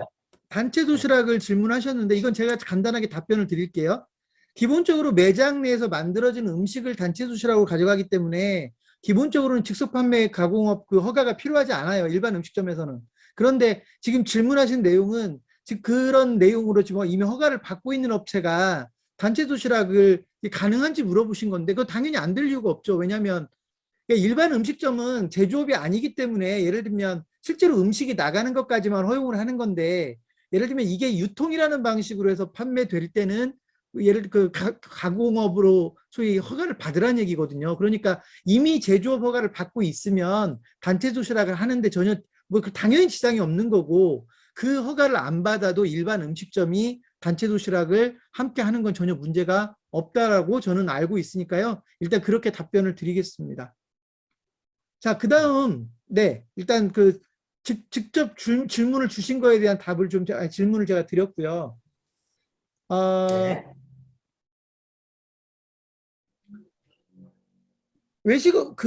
외식업체들이 이 사업에 뛰어들게 되면, 지금 방금 전에 말씀드린 것처럼 실제 그럼 이 외식업체들이 가장 쉽게 할 수 있는 건 지금 문 대표님 얘기처럼 우리 메뉴를 문 대표님과 같은 그런 대행사가 상품을 만들어서 B2B든 B2C든 가게 하는 방법.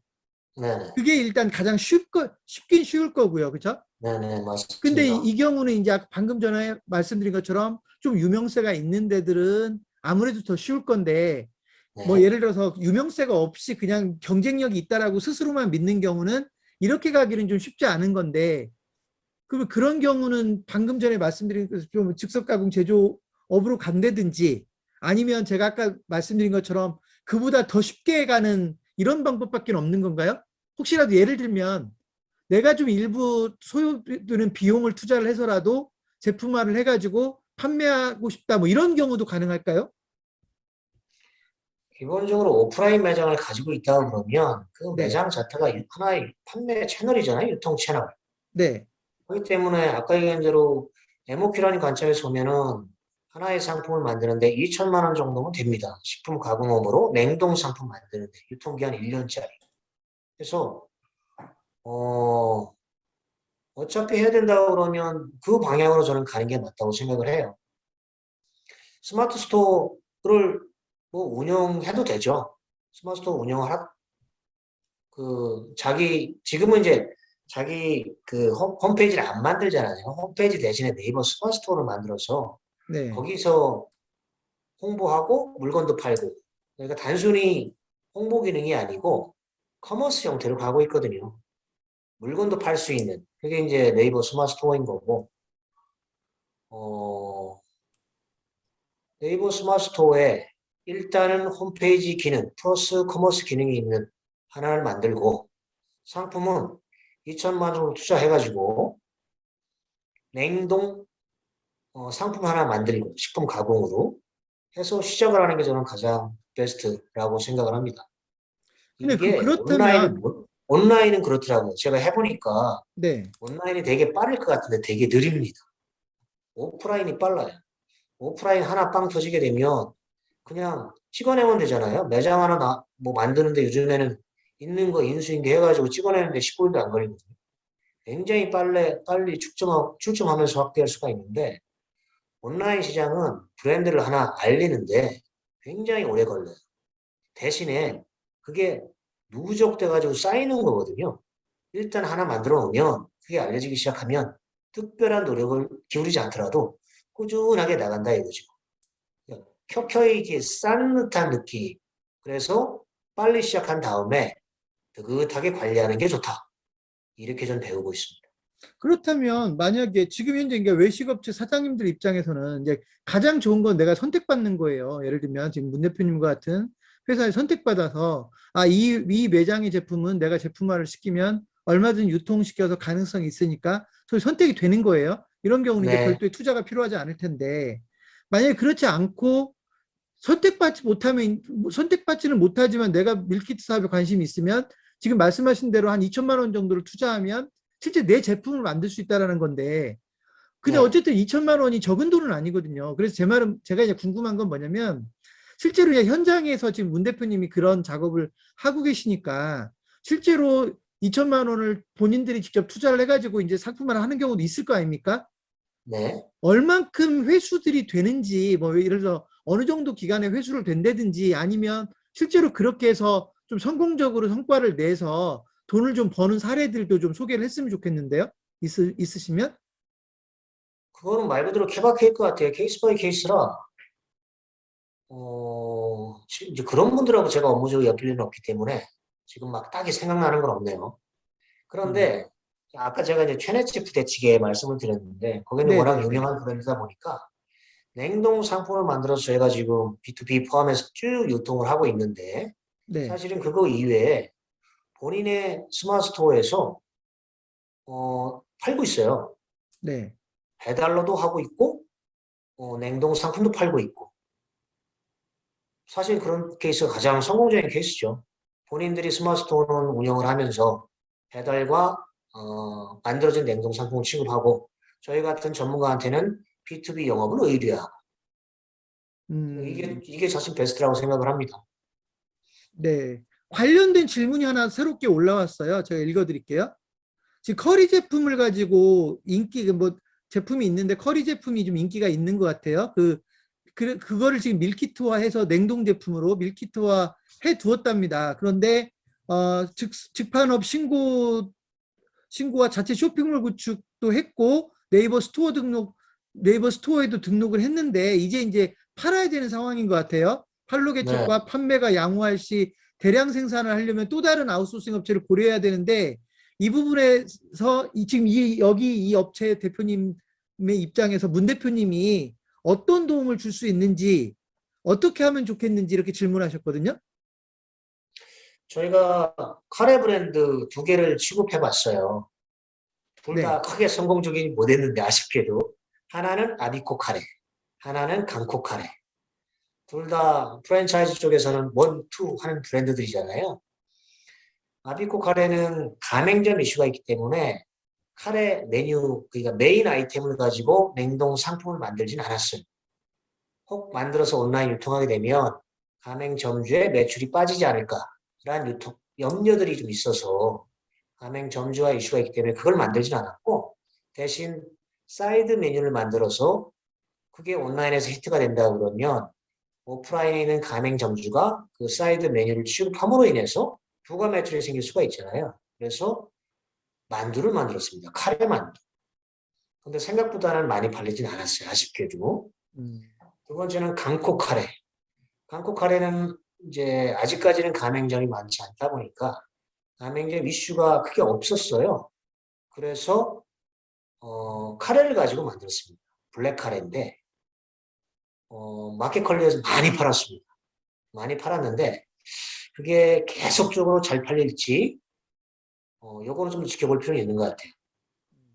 근데 지금 질문해 아무래도 주신 네, 음, 아까 질문해 이제 그 주신 분은 브랜드가 뭔지 몰라가지고 아니, 그러니까 이 브랜드는 아마 지금 유명 브랜드는 아니신 것 같고, 네, 다만 이제 우리가 가지고 있는 커리 제품이 경쟁력이 있어서 일단 준비가 다 끝났다는 거잖아요. 즉석 네네, 직판업 허가도 받았고, 그다음에 쇼핑몰도 구축을 했고, 네이버 스토어에도 등록까지 해서 아마 이제 일정하게 수요가 나오면, 주문이 나오면 그 정도는 소화할 수가 있고, 이제 목표는 아마 이렇게 해서 좀 더 대량으로 소위 수요가 생길 수도 있다. 그러면 이제 직접은 못하고 이제 제조업체를 통해서 아웃소싱을 해서 해야 되겠다. 여기까지가 상황인 것 같거든요. 그럼 이런 경우는 지금 이제 여기 대표님 입장에서는 지금부터는 이제 팔면 파는 만큼 생산을 하고 하면 되는데 지금 제가 이제 연결해서 질문을 드리면 자체적으로 파는 거는 아무래도 한계가 있을 것 같단 말이에요. 그렇죠. 그러면 지금 개인 브랜드라고 말씀하셨는데 이 대표님이 여기서 판매율을 좀 더 높이기 위해서 개인적으로 해야 될 지금 뭐 미리 구축해 놨던 것들은 최대한 활용을 해야 되겠지만 추가적으로 판매량을 늘리기 위해서 어떤 노력들을 해볼 수 있는지를 좀 조언해 줘도 될 것 같고 예를 들면 문 대표님 같이 아까 제가 잠깐 들은 바로는 이런 분들의 일종의 위탁 판매 뭐 B2B 위탁 판매 같은 거를 도와줄 수도 있다고 하신 것 같은데 그런 네네. 방법들을 좀 제시해 주시죠. 저희가 다 도와드릴 수 있고요. 다시 그러면 사례를 가지고 한번 설명을 드려볼게요. 네. 기장 끝집이라고 하는 전복죽, 되게 기장에 있는 되게 유명한 집이 있습니다. 거기는 아까에도 직판으로 해가지고 상품을 만들었고, 저희한테 의뢰가 와서 저희가 인플루언서를 소개시켜 드렸어요. 아까 인플루언서 위탁 판매는 가능하니까 직판 상품이. 근데 꽤 유명한 메가 인플루언서였어요. 그래서 빵 터졌네요. 이 인플루언서 마케팅의 장점이 사실은 인플루언서가 수수료로 가져가는 게 되게 많습니다. 음, 그럼에도 불구하고 약간의 마케팅 효과가 있어요. 그러니까 물건도 팔면서 마진 구조는 작지만 가져가는 게 많아서 하지만 홍보 효과가 있어요. 그 홍보 효과가 본인이 운영하고 있는 스마트 스토어에 고객 유입을 또 유도할 수가 있거든요. 그래서 인플루언서 마케팅도 하나의 방법이고 또 하나 재측판이 가능한 것 중에 저희가 지금 파트너로 일하고 있는 같이 하고 있는 데가 그 라이브 방송하는 업체가 있어요. 서울에만 스튜디오 한 6개 가지고 하고 있는데 그런 데하고 같이 판매도 됩니다. 근데 그런 것들이 아까 얘기한 대로 하나의 홍보 효과가 있어요. 그러니까 물건도 팔면서 홍보하는 방식이 저는 베스트다. 왜냐하면 온라인 마케팅 회사들은 엄청 많거든요. 500만 원만 주면은 1000만 원만 주면은 이 정도의 트래픽을 유도해 주겠다. 매출 판매에 대한 개런티는 못하지만 스마트 스토어로 고객을 유입하는 건 개런티하겠다. 이렇게 해서 영업하는 온라인 마케팅 회사들이 엄청 많거든요. 그것도 하나의 방식이 될 수 있으나 아까 말씀드린 대로 물건도 팔면서 홍보 효과도 있는 인플루언서 마케팅이나 아니면 라이브 방송 이런 형태가 더 적절하다고 보여져요. 그래서 기장 끝집은 메가 인플루언서를 통해서 물건을 팔아서 이런 효과를 지금 제가 설명드린 대로 이런 효과를 얻었습니다. 그래서 본인들이 운영하는 스마트 스토어를 통해서도 지금 매출이 굉장히 많이 오르고 있습니다.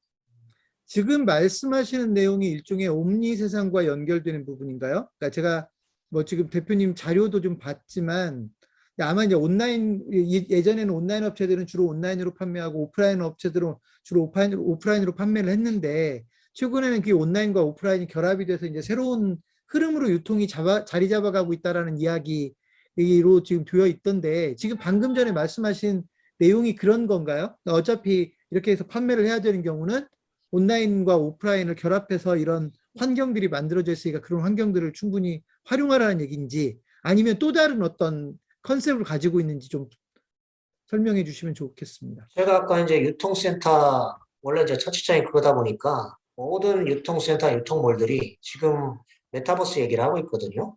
저도 네. 지금 쇼핑몰 MD 컨설팅도 하고 있는데 거기도 메타버스 쇼핑몰, 옴니 쇼핑몰을 지향을 하고 있어요.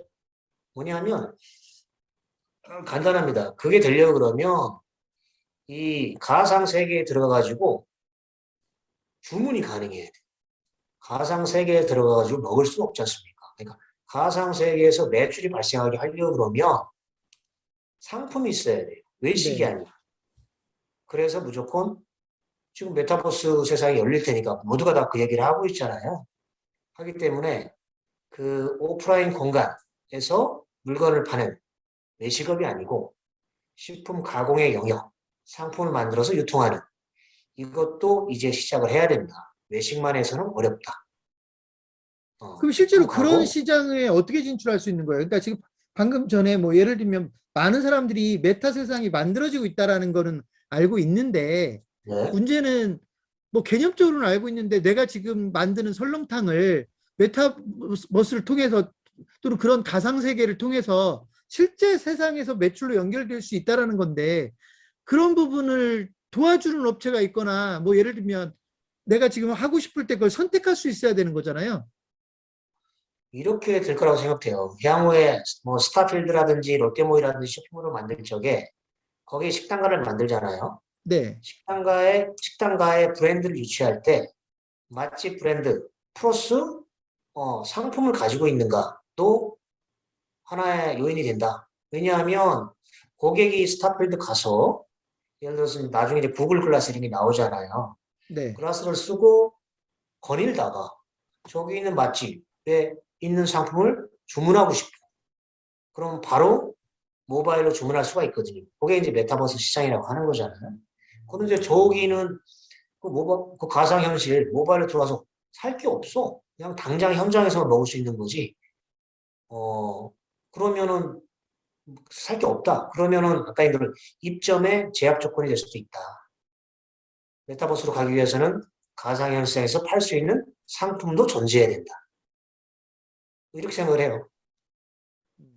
예를 든다면. 그런 시장을 들어가고 싶을 때는 그런 시장을 통해서 실제로 내 매장의 매출을 일으키고 싶다면 결국 그런 에이전트사를 찾아야 되는 거겠네요. 그렇죠. 이게 아까 얘기한 대로 재판업 받고 네이버 스마트스토어 운영하는 데까지는 개인이 할 수 있는데 네, 그 다음 영역까지는 정보가 필요합니다. 이게 왜 그러냐면 저도 이거 하면서 느끼는 건데 예를 들어 쿠팡 같은 경우에 지금 매출 볼륨이 가장 크잖아요. 회사도 크고. 네, 쿠팡에 들어가서 물건을 팔기 위해서는 어, 물류비를 감당할 수 있는 능력이 돼야 됩니다. 그래서 제가 예를 들어 이 중에 누가 식품 가공이 가능한 상품을 만들어서 식품 가공의 상품을 만들어서 쿠팡에 납품을 했어요. 쿠팡 아까 오픈마켓 말고 제가 말한 오픈마켓 말고 그쪽에 납품을 했는데 거기서 뭐 팔레트 단위로 주로 이제 주문이 들어오는데 두 팔레트면 1톤이잖아요. 네. 그러면은 납품하고 물류비 부담하고도 마진이 남습니다. 그런데 쿠팡 같은 경우에는 초기에는 팔레트 단위로 주문을 했었는데 지금은 SKU가 워낙 많다 보니까 박스 단위로 주문합니다. 그러면 박스 단위로 한 두 박스 주문이 들어오더라도 갖다 줄 수가 없어요. 쿠팡에 물류창고가 세 군데가 있는데 거기로 두 박스 세 군데를 보낸다? 그러면 물류비 빼면 남는 게 없습니다. 그래서 그런 경우에는 중간에 있는 벤더가 필요한 거예요. 저희 같은 벤더. 저희 같이 SKU가 한 30개 돼요. 그러면 박스 단위로 주문 들어오더라도 이것저것 엮어가지고 1톤 트럭을 움직일 수가 있는 거예요. 그럼 물류비 커버가 되거든요. 그래서 이제는 무조건 온라인 쪽에서는 중간 벤더가 필요하다. 제가 옛날에 오프라인 MDR 쪽에는 중간에 있는 벤더하고 거래를 안 했어요. 가맹점주하고도 안 하고 무조건 본사 직영하고만 계약을 했는데 온라인에서는 그게 안 되는 거예요. 물류비 때문에. 그래서 지금은 뭐 마켓컬리든 쿠팡이든 가급적이면 중간에 있는 벤더사를 통해서 상품을 공급받길 원합니다. 물류비 때문에. 자, 라이브 커머스 얘기 잠깐 하죠. 시간이 얼마 안 남았으니까. 방금 전에 말씀하신 것처럼 어쨌든 이제 뭐 대형 업체를 들어가고는 싶은데 대형 업체 들어가려면 다른 여건들이 안 맞아서 못 들어갈 수 있을 텐데 요즘에 라이브 커머스에 대해서는 관심들이 되게 많은 것 같아요. 제가 아까 잠깐 언급했을 때 예를 들면 TV 홈쇼핑에는 뭐 누가 넣어준다고 해도 어차피 감당이 안 되는 거고 근데 라이브 커머스 업체는 워낙 많으니까 혹시라도 개 중에는 내가 소화할 수 있을 정도의 주문량을 처리해 줄 수 있는 그런 라이브 커머스 업체가 있다면 이용하고 싶은 생각이 들 수도 있을 것 같은데 지금 문 대표님도 라이브 커머스에 관심을 많이 가지고 지금 실제로 판매도 하고 있는 걸로 알고 있는데 라이브 커머스를 지금 오늘 여기 오신 사장님들에게 소개해 주시면서 주로 이제 접근한다면 어떤 접근법이 있겠는지를 좀 소개해 주면 좋겠습니다. 온라인 시장이 거의 2배 성장했는데 그 와중에서도 라이브 커머스 시장은 더 가파르게 성장을 하더라고요. 그래서 지금 예를 들어 그립이라든지 라이브 커머스만 전문적으로 하는 별도의 플랫폼도 생기고 있거든요. 물론 전에 있던 온라인 몰들, 배민에서 운영한 비마트라든지 홈플러스라든지 전부 다 별도로 라이브를 운영을 하고 있어요. 그만큼 라이브 시장이 이제 엄청 성장할 거라고 하는 건데 이유는 네. 이제 쌍방향 소통이 가능하다는 거잖아요. 그래갖고 뭐 MZ 세대들 모바일에 최적화된 MZ 세대들은 뭐 마치 쇼핑하듯이 쌍방향 소통을 하면서 이제 물건을 파는 라이브 커머스 시장에 되게 익숙할 수밖에 없는데 그래서 라이브 커머스를 전문적으로 하는 회사도 생기고 있어요. 그 중에 하나가 이제 저희 파트너인데 이 라이브 커머스는 실시간으로 소통하면서 파는데 홈쇼핑하고는 다르게 진입 장벽이 되게 낮습니다. 홈쇼핑은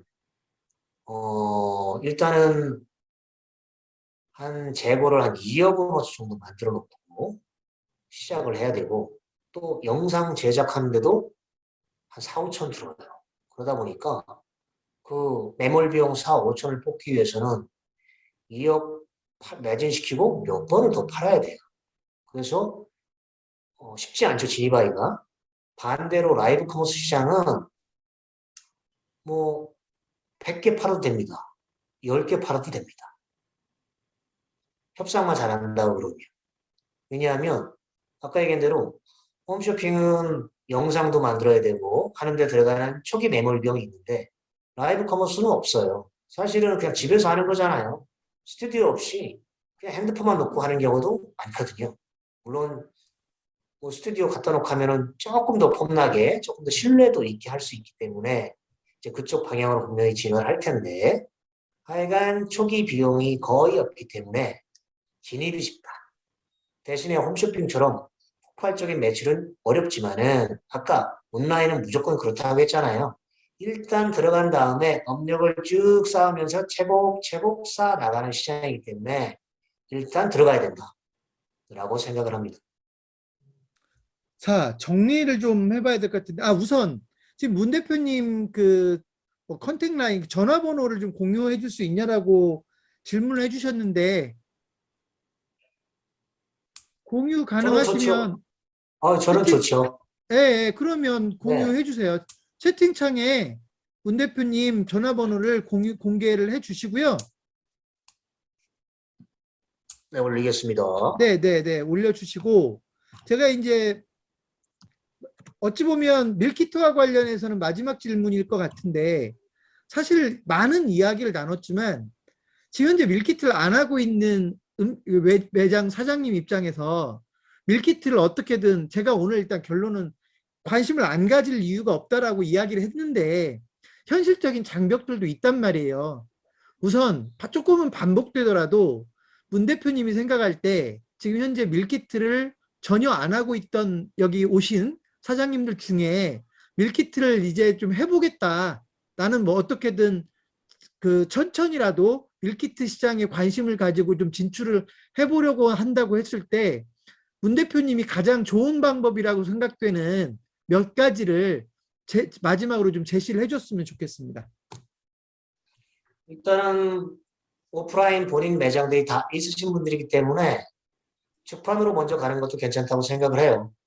네이버 스마트 스토어를 열어가지고 주판 상품 만들어가지고 일단 운영해보는 것도 괜찮은데 아마 소정의 성과를 거두지 못할 거예요. 아까 그런 이유들로 인해 가지고 워낙 많이들 하고 있고 마케팅 비용을 쏟아붓지 않으면은 사실은 그 고객 유입이 거의 발생하지 않습니다.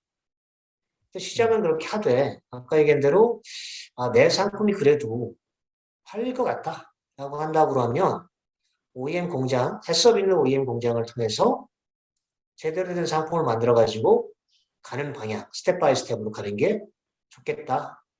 그런데 아까 얘기한 대로 뭐 인플루언서도 있고, 라이브 커머스 시장도 있고, 새로운 시장들이 계속 열리고 있기 때문에, 스텝 바이 스텝으로 일단 들어가는 게 좋지 않을까? 저는 그렇게 생각합니다. 그러니까 결론은 이거네요. 내가 선택받을 수 있는 위치에 있으면 소위 한 푼도 안 들이고도 밀키트 시장에 진출할 수도 있는데, 그죠? 네네. 왜냐하면 나를 필요로 하는 유통업자들이 있으니까. 그게 네. 아니라면 결국은 내가 선택받기 위해서 일정한 실적을 만든다든지 일정한 실적을 보여줘야 되는데, 그러려면 가장 뭐 돈으로 따지면 아까 직접 만들어서 팔 수 있는 그런 인허가를 통해서 작게라도 그렇게 일단 해보는 방법, 아니면 실제로 이제 외부에 있는 제조업체들을 활용하는 방법인데, 그것도 두 가지네요. 그러니까 두 가지라기보다는 그게 이제 결국은 대행업체를 통해서 일정하게 거기에 들어가는 돈을 투자할 어찌 보면 각오를 가지고 시작을 해보는 방법, 그렇죠? 맞아요. 근데 네. 이때 이제 판매를 내가 해야 된다고 또 부담을 느껴버리면 아예 시도하는 것 자체를 걱정하게 될 거고, 근데 예를 들면 소규모로나마 얼마라도 들어가서 내가 그거를 투자를 했을 때 판매를 누군가가 해주면서 크게 손해보지 않고도 예를 들면 실적들을 만들어낸다고 하면 저는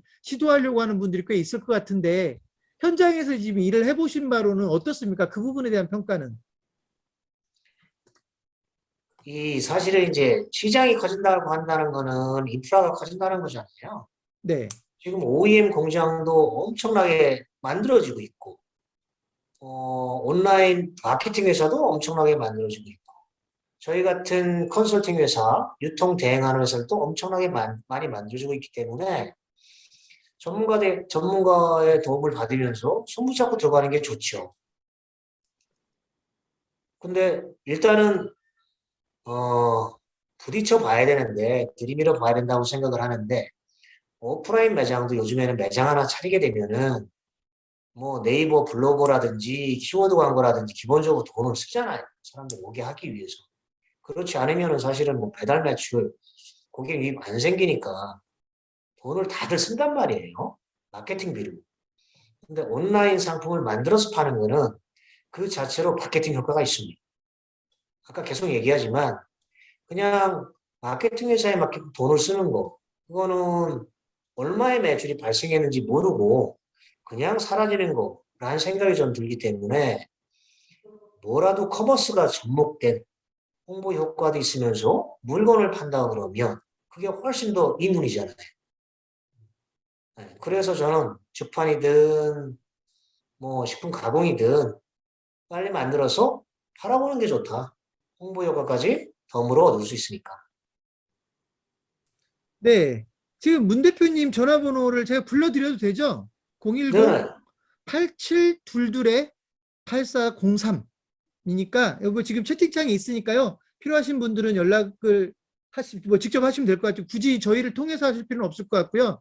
여러분이 직접 접촉을 하시면 될 것 같고, 마지막으로 문 대표님, 뭐 얘기가 다 나온 것 같긴 한데 문 대표님이 이런 부분을 어디까지를 도와줄 수 있고 어떤 분들이 문 대표님을 소위 활용할 수 있는지, 어떻게 활용할 수 있는지 마지막으로 그 소개해 주시면서 마무리하겠습니다. 시간이 거의 다 됐거든요.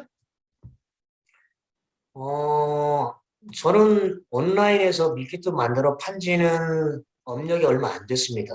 10개월밖에 안 됐어요. 근데 그 전에 뭐 유통센터, 식당과 MD를 한 20년 했기 때문에 온 오프라인 전체에 대한 트렌드를 알고 있다고 생각을 하고 10개월밖에 안 됐지만 온라인상에서 밀키트를 만들어서 유통하는 거 이런 거는 충분히 상담 가능하고 필요한 부분들은 온라인은 그래요. 파트너십 형태로 갈 수가 있기 때문에 제가 아는 분을 또 소개할 수도 있고 제가 다 못한다고 그러면 이렇게 할 수 있는 부분이 있고 또 하나 제가 여전히 오프라인 쇼핑몰 MD 컨설팅도 하고 있어요. 그래서 향후에 2호점, 3호점 출점할 때 나는 뭐 롯데몰 이런 데 들어가고 싶다. 이런 것도 제가 같이 또 하고 있습니다. 업무 영역은. 쇼핑몰에 들어가고 싶을 때 문 대표님 도움 받을 수 있다, 뭐 이 얘기네요. 그죠? 맞습니다. 네네. 자, 그러면 일단 마무리를 해야 되겠는데 혹시 마지막 꼭 하고 싶은 얘기가 있으세요? 아니, 자주 했으면 좋겠어요. 나름 아, 10개월밖에 안 이런 됐지만, 교육을 자주 했으면 좋겠다. 나름 10개월밖에 안 됐지만, 많은 음, 분들하고 얘기 네, 나누는 건 의미가 있으니까. 네, 네, 네, 네, 10개월의 경험을 공유하는 게 의미가 있으니까. 네, 네, 알겠습니다. 자, 그러면 여러분 지금 3시 2분 전이네요. 오늘 여기까지 해야 될 것 같고요.